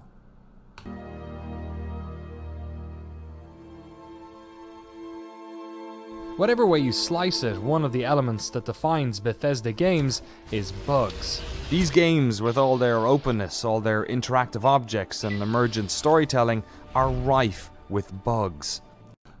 You know the bug that I find extremely entertaining is the dragons. You know, sometimes when you kill the dragons, they don't evaporate, if I can say that, or they don't burn up and turn to skeletal, version. They just stay there like that. So I don't absorb the dragon's soul, and I just have to stand there and probably restart, from my previous load point, or I just leave, and somehow, some way, maybe the soul will come to my character's, body. I don't know, but I do find it quite interesting how they don't burn up and the soul just comes to my player character. And sometimes when they do, burn up, and I leave that settlement or the town or the village, and I come back, I find the skeleton of the dragon just flopping around on the roofs, on the roofs of the homes, and it's just so interesting just seeing that happen. Like, what are you doing? What are you doing? You're supposed to be gone by now, Yeah, so it sometimes it's so funny just seeing how the dragons don't disintegrate, and all that is left is the skeleton, or the skeleton is there, but it's stuck on the roof and it's just flopping around. Yeah, weird stuff. In the past, bug hunting was something that was done by the entire team as they approached launch, but as the studio grew, they were able to put resources into starting a quality assurance department. Now they were hiring people, many of whom were fans of the games, to join their QA department and find bugs for them. And as it turns out, bugs came in all shapes and sizes. There were some that dealt with menus, and then you would be the person that was just scrolling through menus trying to find typos, trying to find issues with the menus. Then there were the people that had the gameplay access, where they were trying to find whether they could run through a wall, or whether this collection of spells, if we're using Skyrim as an example, would cause the game to crash. So there were teams that were specifically put on like quest completion and making sure they can get from point A to point B without any issues, just running this specific path. Some would have to divert and do side quests. There were achievement testers that would do the quests or do what they needed to do in order to figure out whether the achievements and trophies were going to pop properly. Skyrim wasn't the first Bethesda game to ship with bugs, but thanks to capture cards and the growing popularity of YouTube, it was the first to have so many of them immortalized for millions to see. I asked the team about some of their favorites, some you may have seen yourself, and others you probably haven't. In the DLC for Skyrim, I think it was Dawnguard, there was artwork that was supposed to be a fork and knife. So there's fork and knife, you weren't supposed to be able to pick them up, they were just supposed to be placed on a table. But there are two in the game, still to this day, because they never fixed it, that you could pick up and hold as weapons, and you can enchant them, and you could like decapitate people with like an eating fork and an eating knife. On TikTok, there is a handle or a channel that shows a lot of Skyrim content, and yeah, he or she is using a fork and knife to fight against different creatures in Skyrim, and of course they enchanted them, and it's just funny. Really, it's just so funny. That's what I'm saying. Skyrim is never going to die. They've adapted to each and every single type of platform, and it's still very much, engagement worthy on social media, like TikTok. Like, really, there's a lot of people watching a lot of Skyrim content on TikTok. So yeah, this game, it's not dying anytime soon, definitely. I had a blast doing this, but the bug part of it, and like that part wasn't that big of a deal, but the bug part of it came where if you created a save game and then loaded that game with the fork and knife equipped, it would load you into the artwork somewhere in the game. So like you would just be in the middle of a table place setting. The game, like when you load back in, makes you the plate? Yeah, you're basically the plate, and you're not standing on top of the table, you're standing in the table. Anywhere where there's a fork and knife, if it's in the same load set. So if I'm like in that area and there happens to be somewhere later in the level a fork and knife, it will propel me to where the fork and knife are. So after Skyrim came out, the first thing there's videos going up on YouTube of people putting buckets over people's heads in towns. Welcome to the Pond Prawn. What can I do for you? You don't look so good. Are you feeling all right? I have all sorts of interesting items for sale. Because our system for the AI was literally a line of sight, a pick drawn from the center of the head to whatever they were going for. You put a bucket on the head, they couldn't see you anymore, right? No one thought to do that. All our QA, all the hundreds of hours, thousands, tens of hundreds of thousands of hours we collectively played that game. The giants would launch like characters into the sky, and I didn't know that the bear was being launched. I every once in a while you would... Bear? Don't you mean the mammoth? Because that's what I usually see. The mammoth just being flung into the air. I don't know about a bear, but a mammoth, definitely. You'd see, like, you'd be playing Skyrim before we released. And you're, like, running around, and you would just see a mammoth, like, fly up in the air. And you'd see it, like, drop. And you're like, what the hell is going on? Like, what? Little by little, and then I started asking the animator who animated the giant, I'm like, dude, are you seeing, like, flying mammoths? Like, what's happening? Something will aggro the giant. The giant will then hit the pound, and because they're always paired with the mammoths, they send them in the air. But I never saw the bear until we released. And so then the game released, and then suddenly this whole thing where my bear was being launched across the map. And then obviously spawned like that fan video of like that, you know, bear that keeps flying around and all that. Attack bear, please attack bear. Yes! Oh! As much as we all enjoy a good flying bear, bugs weren't the only element of Skyrim to be immortalized by internet culture. Emil is responsible for so much of what makes these games special. He's written all the Dark Brotherhood questlines. He helped design every lockpicking game Bethesda has ever worked on. He even wrote... You wrote about Cicero? Yikes. I mean, yeah, the guy is funny sometimes, but I don't like him. An entire arena combat mode for Skyrim, with arenas in every cities, just like the original concept for Oblivion. But just like that, it didn't make it in. But despite all of his work on all of these elements, the thing that Emil is probably most famous for is a single line of guard dialogue that he wrote in about 5 seconds. Yes. Arrow in the knee? That's you? Well done. Well done. Well done. So, and again, I was Dark Brotherhood, guard dialogue. Are you responsible for arrow in the knee then? Is that what you're telling me? I am, actually. That's the weirdest thing ever. But yeah, it's just, it was one line of dialogue and a stack of 100, I don't know, like the guys say a bunch of stuff. And for some reason, could never have foretold, to this day, I still don't know why. There you have it. Yeah, so weird. You presumably you wrote it just like one late night. It was like yeah, I was just writing a stack of them, a bunch of randomized lines. Like, I used to be an adventurer like you, arrow in the knee, you know, hey, I saw a Horker down there, you know, whatever. Like, it wasn't dead, didn't give it a second thought. Like, you know, you're just trying to get into the mindset of what these guys do. I used to be an adventurer like you. Then I took an arrow in the knee. Something else Emil worked on was the dragon language. The team had wanted to put believable dragons into a 3D Elder Scrolls game since forever, and had Fusroda! Wait, am I saying it correctly? Yeah, Fusroda! Ah. That they finally had the technology to do it. They wanted it to be an integral part of the main quest. I don't know if this has ever come out, but one of the biggest inspirations for the shouts is actually the power of the voice in the Dune movie. Oh, really? Yeah, the Muad'Dib. Yeah, because they have that device, and like, you know, it blows up the rock. There's a sort of cadence to it, like, because each shout is a maximum of 3 words, and so like, if you find 1 word, it's an exhale, like foos. If there's 2 words, it's an inhale then an exhale. It's like Fusro.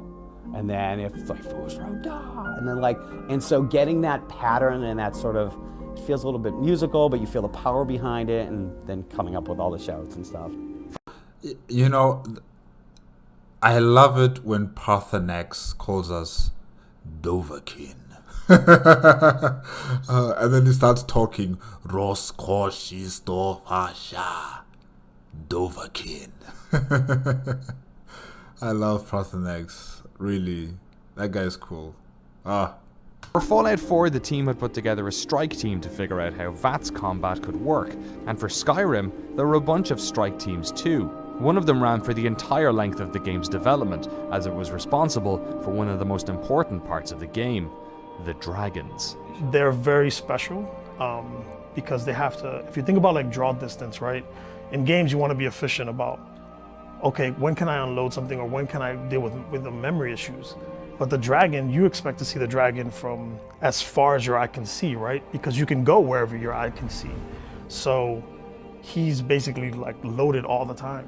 And he's costly. He's has the most bones. He has the most dense mesh. Like, if you think about it, like he's a heavy character.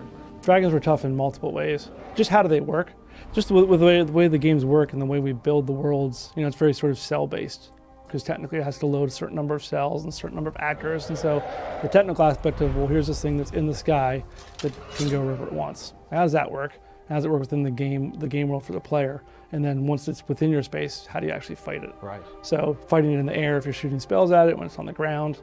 So I remember we basically had a strike team, and it was one of those things where the whole game from the beginning to the end, we were working on dragons.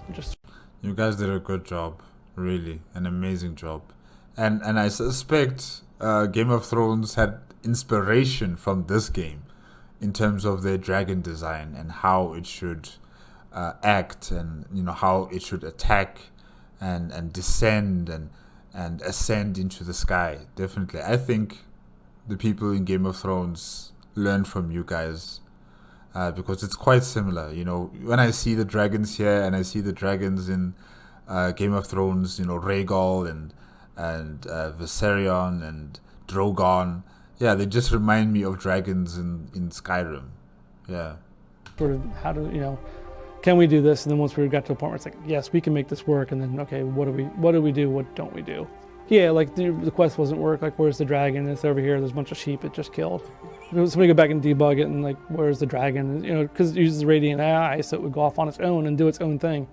Skyrim was a massive commercial and critical success. It became one of the most modded games of all time, spawned a huge community of both young and old, and has since been released on practically every console known to man.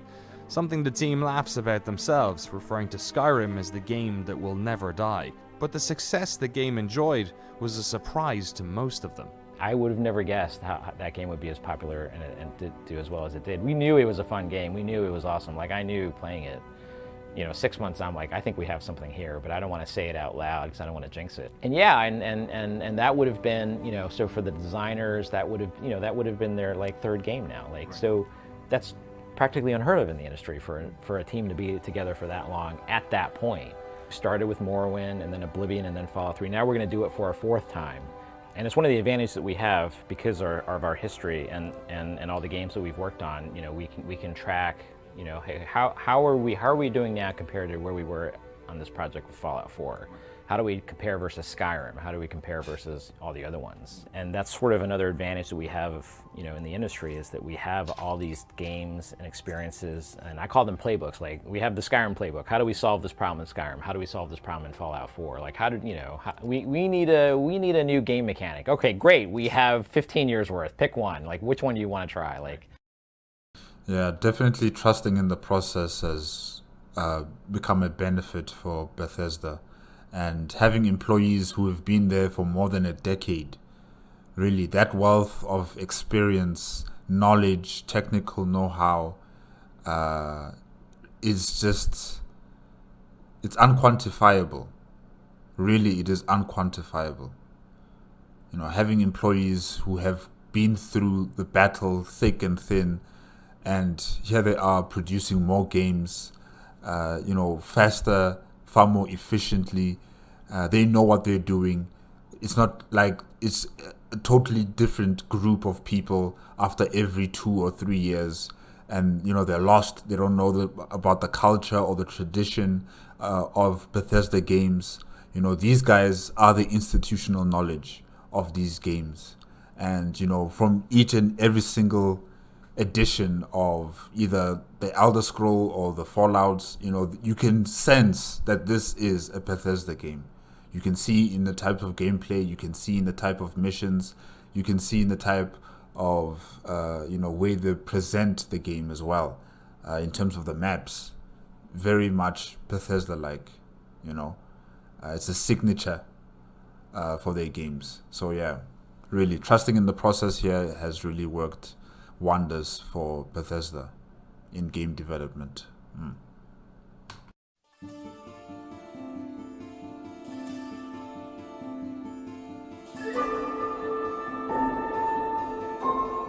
The first thing is for us is figure out where the hell is this game set. And it wasn't Boston originally. And it was really, I grew up in Boston and I thought it would be a great, but I didn't want to be that guy. I didn't want to push for it. So I'm like, what do you mean? Be that guy? Huh, I would be that guy. I'd be like, yeah, my home, let's do it. So it was set somewhere else. And I still have a design doc in my desk, original design doc. And in that design doc, the one holdover is the character of Nick Valentine was conceived even way back then. He was like the first character they came up with. Emil's design doc focusing on a New York-based Fallout was one idea that the leads were floating around. Man, New York is, we hear so much of New York in movies and TV series and stuff like that, but we never hear of Boston, you know? So yeah, let's go to Boston, guys. We've been to New York too many times in too many universes, and I'm getting tired of that city now, you know? I'm getting tired of Los Angeles. I'm getting tired of New York. I want other cities, you know? Let it be Seattle. Let it be, not Las Vegas. Also Las Vegas, we've been there too many times with American movies and games and TV shows. Let it be San Diego. Yeah, let it be Boston. Let's go to other places around America instead of going to these same cities. Yeah. They could place this game anywhere. In fact, at one stage they had asked Obsidian to remove a line in New Vegas about San Francisco being totally wiped off the map. They wanted the Bay Area to at least be an option for future games. The idea for Boston actually came from a lunch meeting between Istvan Pele, Todd Howard, and Emil, and once Beantown was given the thumbs up, Emil headed home with his camera. I had a friend of mine who was a MIT, so the institute is MIT obviously, right? CIT in the game. But I had a friend who was an MIT cop who he drove me around, gave me a little tour, and he said, hey, I don't know if you knew this, but it's an open campus. It was in the summer. And he's like, the campus is open. You can walk around. You can walk through the classrooms and walk anywhere. And you know the whole cryo hook with Fallout 4, I was wandering on the side tunnel down this corridor at MIT. There's this cryo lab with these giant cryo tanks. And I sent these like selfies and sent them to Todd. I'm like, it was pretty fun. I was like, and then I knew back then, like the story just started to take on a life of its own. I had friends that lived there, and so we like toured around the city, and I was taking tons and tons of pictures, which should have been a red flag to them. But then the extra big red flag should have been like, and then we're gonna go and check out Fenway Park.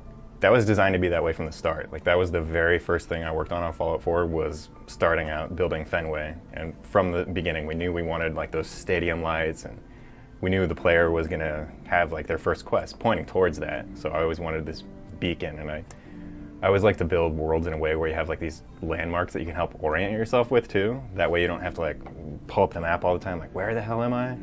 You can just navigate using what you see.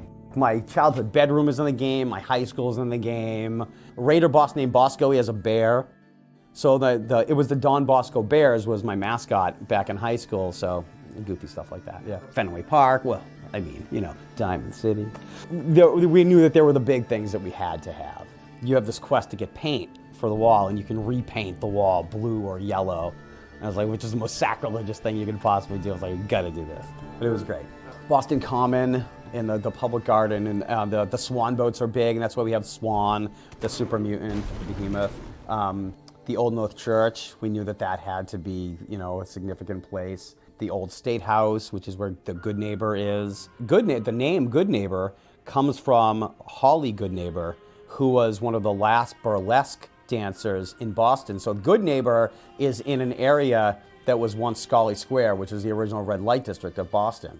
2011, I think, there was the earliest versions of that, drawing out how we wanted the market laid out and stuff, and I actually laid that out myself, and one of the things I wanted was I knew players were going to be going there all the time, because you're always selling things in games, and sometimes people lay out a city and it's like, the clothing shop is over there, the weapon shop is over there. I was like, that is super annoying and takes like 30 hours of additional time in your game, just like running back and forth between those shops. So I was like, let's take all the shops and we put them right here in the middle, so you can just buy and sell everything right there. Fallout 4, I think for us, was the first time we really handled a giant city in a much better way, technically and artistically. It was really hard to jam everything we wanted to into a city, make sure you didn't get lost, and make sure it ran well and was fun. I think the only issue I have with Fallout 4 is that the city doesn't look like it's been nuked, you know? Unlike with Washington, D.C. in Fallout 3. That city was utterly devastated, like obliterated. It looked like a dead zone. But with Boston, it doesn't seem like any nukes hit this place. No nuclear weapons hit this city. Most of the buildings still look all right. Nothing seems to be burnt. It just looks like a city filled with corrugated iron or zinc, if I can call it, if you understand what I mean when I say zinc. And yeah, it just looks like a very messy, filthy place, but not really post-apocalyptic, like nuclear bomb attack type of way. Yeah. Because really, Washington, D.C., the way they showed it in Fallout 3, it's edged into my mind how desolate, how dead that place looks like. This, yeah.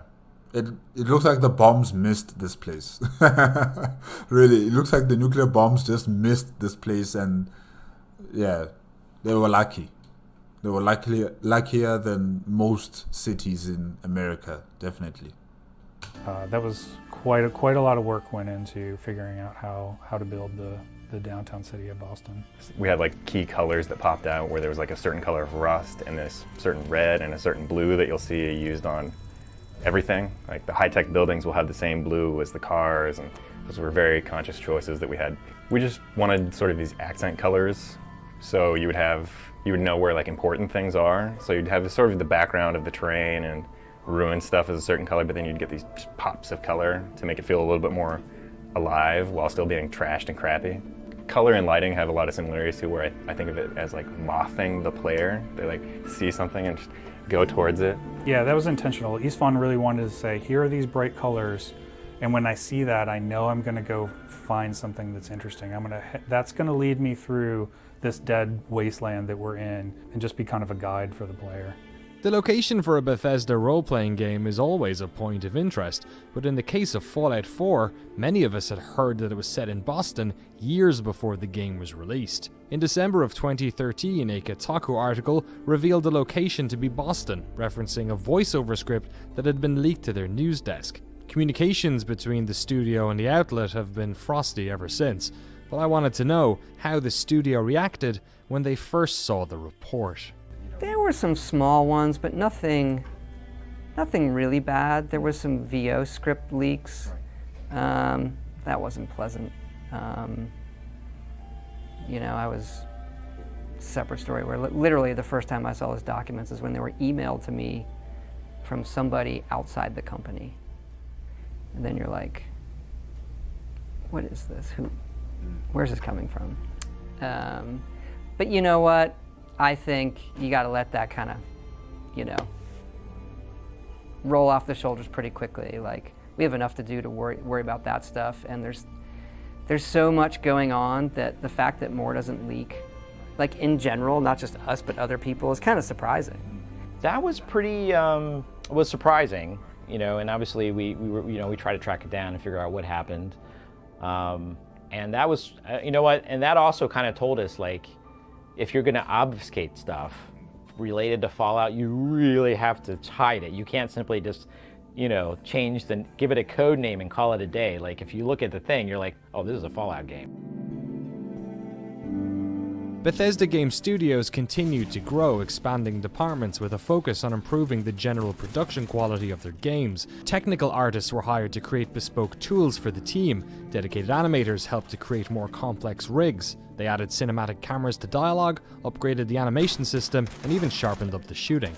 We really, I feel like what happened was that with Havoc animation in particular, when we integrated that into our system, I think Fallout 4 was the beginning of us really catching a groove with that. Like there's a certain time when you start to learn a new tool. When we adopted Havoc, there's a time where you're trying to learn it. So we did that during Skyrim. But I think when we hit Fallout 4, we knew it well enough where you're not fighting the tool so much and you're much more in the realm of creating the art, right? I started on Dogmeat and kind of did pre-production on Dogmeat, and then I passed it on to someone else who actually did an amazing job with it. And then I stayed primarily on like scenes, directing any actors that we had for mocap and focusing on faces. We spend so much time talking in our games, and it's the area that I feel like we continually need to push. I did a lot of the mocap. I was also the actor for most of the mocap. Oh, really? Yeah, so like the salesman, when he first comes in, like that's I did all his stuff. I shot the cryopod, the infamous cryopod scene where the Conjurer was shooting, you know, the spouse. That we did with a couple people here. Yeah, we have like a mocap stage, and I just go downstairs and just shoot it. And you know, I get in the suit, I play the audio, and I try to perform to the people's performance, or I grab somebody else and say, hey, I need your help, let's go shoot. You know, it's funny that I grew up with the kid, Jay Giannone, who the last time I saw him in person, we were in a fight. Right. Me and him and his friends were against me, and it was like it was like this like bully nerd situation. Did not end in a good way. And I had known that Jay throughout the years he had gone on to be an actor, and he'd been in some stuff, and I was like, and I liked the things he'd been in. So I reached out to him like, hey man, like, how's it going? I know you're an actor. Do you want to like be in the game? And so he does the voice. He does a couple of voices in the game.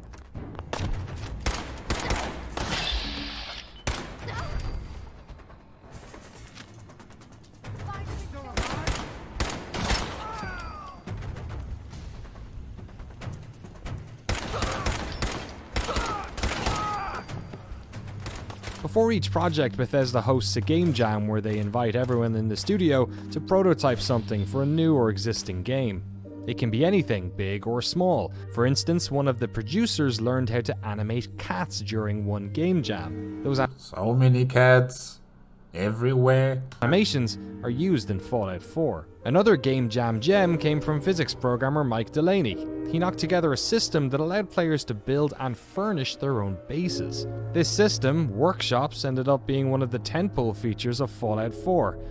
Like a feature to build homes in Skyrim? Yeah, wow, okay. The truth is that it almost didn't make it into the final game. The workshop mode in Fallout was on the cutting block for so long. We're like, I don't know if anyone really wants to do this. It's kind of fun though. Well, I guess we'll just kind of keep it in there. And it was always like kind of, it just refused to die because we just weren't sure like, does anyone even care about this? You know, and it turned out to be huge. Like there's a contingent of fans who hate it, and there's a contingent of hardcore fans who absolutely adore it. Workshop was the easiest thing for us to cut because we were always so afraid of it. Not afraid is the wrong word. It was ancillary to the rest of the game. It was a side thing. So we kept it there because it was such an ambitious endeavor. Like it became part of the quests towards the end. Certain quests you had to do it. But we could have easily, had we known and invest more time, and it could have been like this, like a big part of the main quest, like rebuild a town or something. One of our physics programmers, Mike Delaney, sat there and was like, I did this thing, and you can trick lights and turn lights on, and wheel the objects around, and then Todd saw that and was like, well, you get to do that for the rest of the some parts of the rest of the project, and they built and built and built.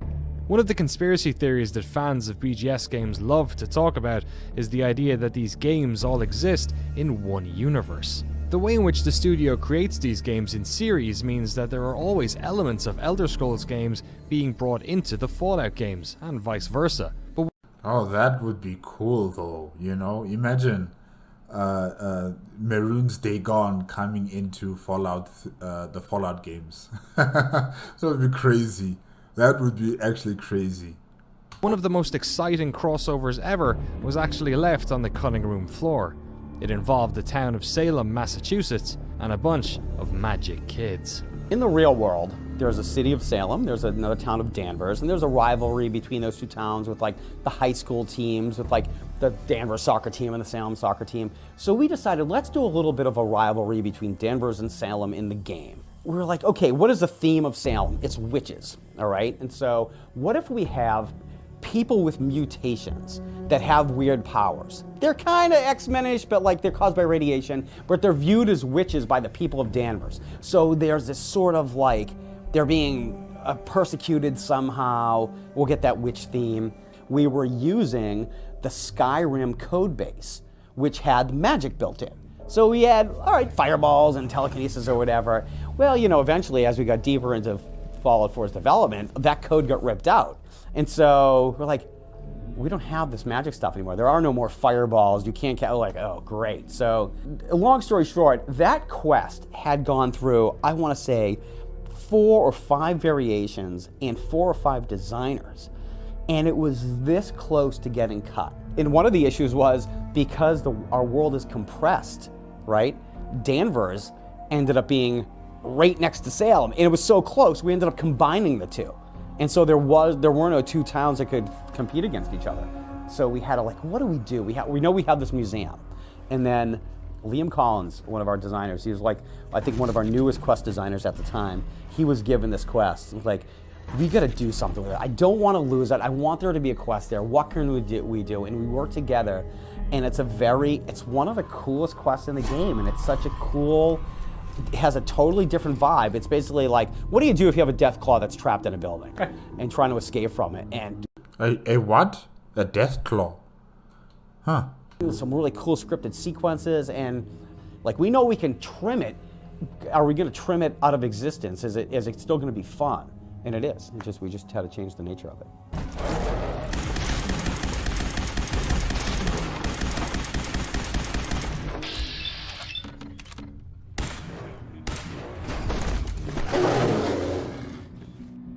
If the team was simplifying quests in some areas, they were making them far more complex in others. Fallout 3 didn't have faction quests. The team decided to scrub them out to make time for other systems that needed building.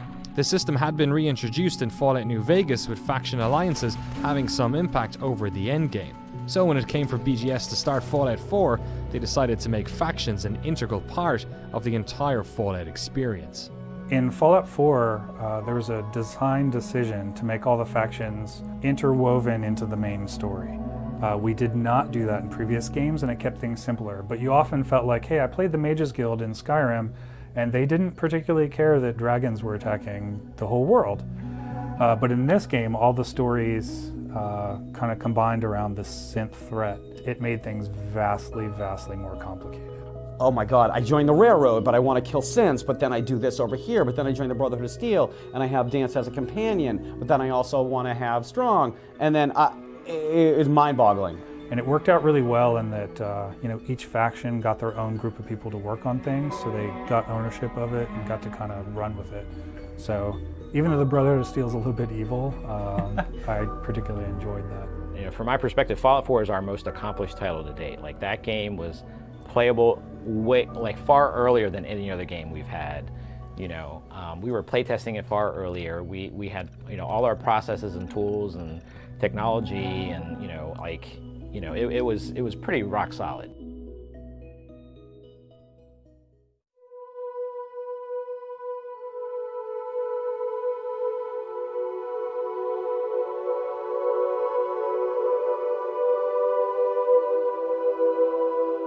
What are some of the things that you're most proud of? I think there's a camaraderie and there's a shared history that when you go to that meeting and you see that up there, there's a sense of pride that, like, I can go through a list of like, yeah, I've worked with that guy for 20 years and this person for 18 years and 16 years, and enough of us where these are the games we would run out to buy. Like, we really enjoy the games. More so, we enjoy doing it with each other. And if we didn't, we wouldn't still all be here doing it. I think it's a lot of work. I've spent more time with the Elder Scrolls and Fallout, or even just the Elder Scrolls, than anything in my entire life. Like, anything. My family, for better, like, if you count up the hours. And that has to mean something to everybody. or we won't, we'll do below average work, or people will move on, or it's just a job. But there's a certain vibe in the studio that I think a lot of us get a sense of. I don't know if you're coming in, I don't know if you do or don't, you're spending limited time. It's sort of that thing like, you can do something, but if you do it with other people, it's just far more meaningful, right? And it's like, we're always trying to do too much. Or like, have we bitten off more than we can chew? Of course. Like, that's who we are. And we won't always get like all the way there, but I'd rather shoot for it and then see where we end up than be safe. I can't wait for Starfield. Oh, but I can't play it on my computer. But yeah. Oh my gosh, I can't wait. Yes. Thank you for joining us on our journey through the history of Bethesda Game Studios. And now that we've suitably indulged our nostalgia, it's time to look forward towards an exciting future. In our next documentary, we talk to the people working on Bethesda's future as we explore the design of Fallout 76 and give you an exclusive window into the studio's lofty plans. Studio 7... no. Fallout 76 is Fallout 5, right? Okay. So we'll catch up after Bethesda's E3 showcase for an exciting behind-the-scenes deep dive into the new games this studio has been working on. Enjoy the show.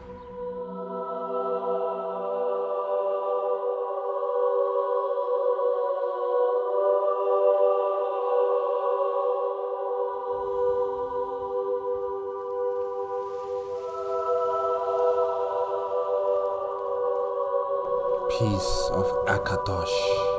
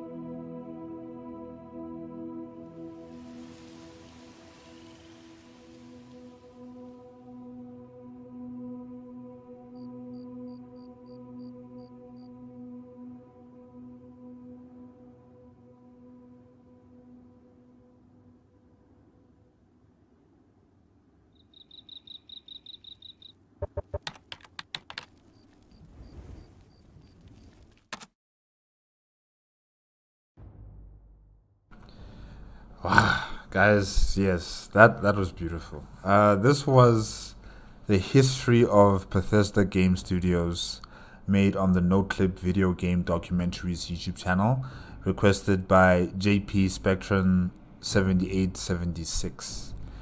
Yeah, this was good. This was really enjoyable. Getting the story behind Bethesda.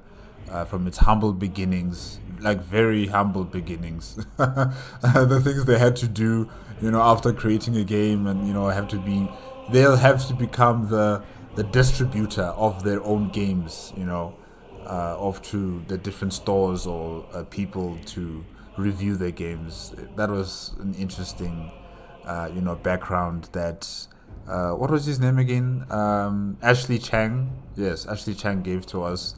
And, really, humble beginnings. They started from the bottom. Now they're here. And they also had, some financial issues after the Elder Scroll. I think it was, during Daggerfall, Redguard. And, they had to separate the company into 3 entities.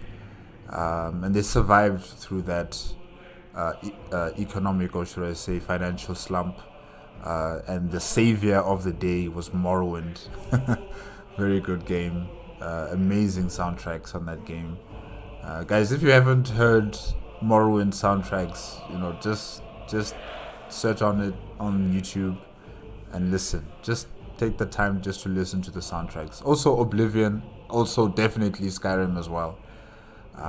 There's some amazing soundtracks on all these 3 different games.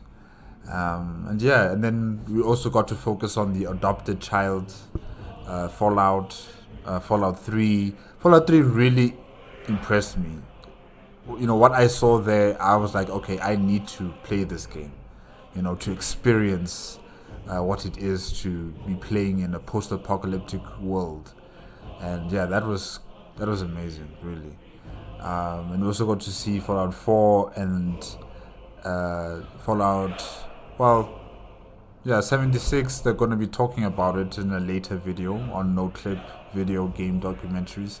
So we didn't get to see Fallout 5, but we got to see Fallout 4 and 3, and also the other games associated to Fallout, like New Vegas. Really good games, look very enjoyable to play. I'm just wondering if they are enjoyable to play. In the comment section, you guys can tell me if you guys really enjoyed Fallout 3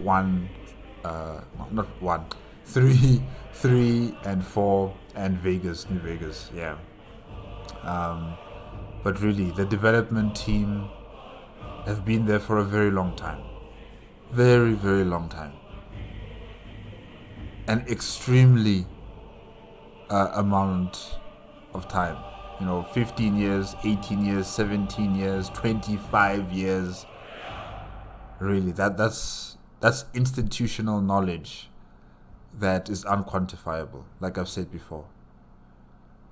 Very rare to find people who have been staying in a company for more than 5 years. It's very rare these days, especially these days, people always jumping ship after the 3rd or 4th or 5th year, jumping ship, going to another company, or doing another thing with their lives, another job or self-employment. So yeah, it's very rare to find companies that still have employees that have been there for so many years. So yeah, that was quite interesting to hear about, and definitely trusting in the process, trusting in their way of making games, focusing on the map first, get that correct, get the landmarks, put them on the map, make it look enticing, amazing, scary, exciting to be here.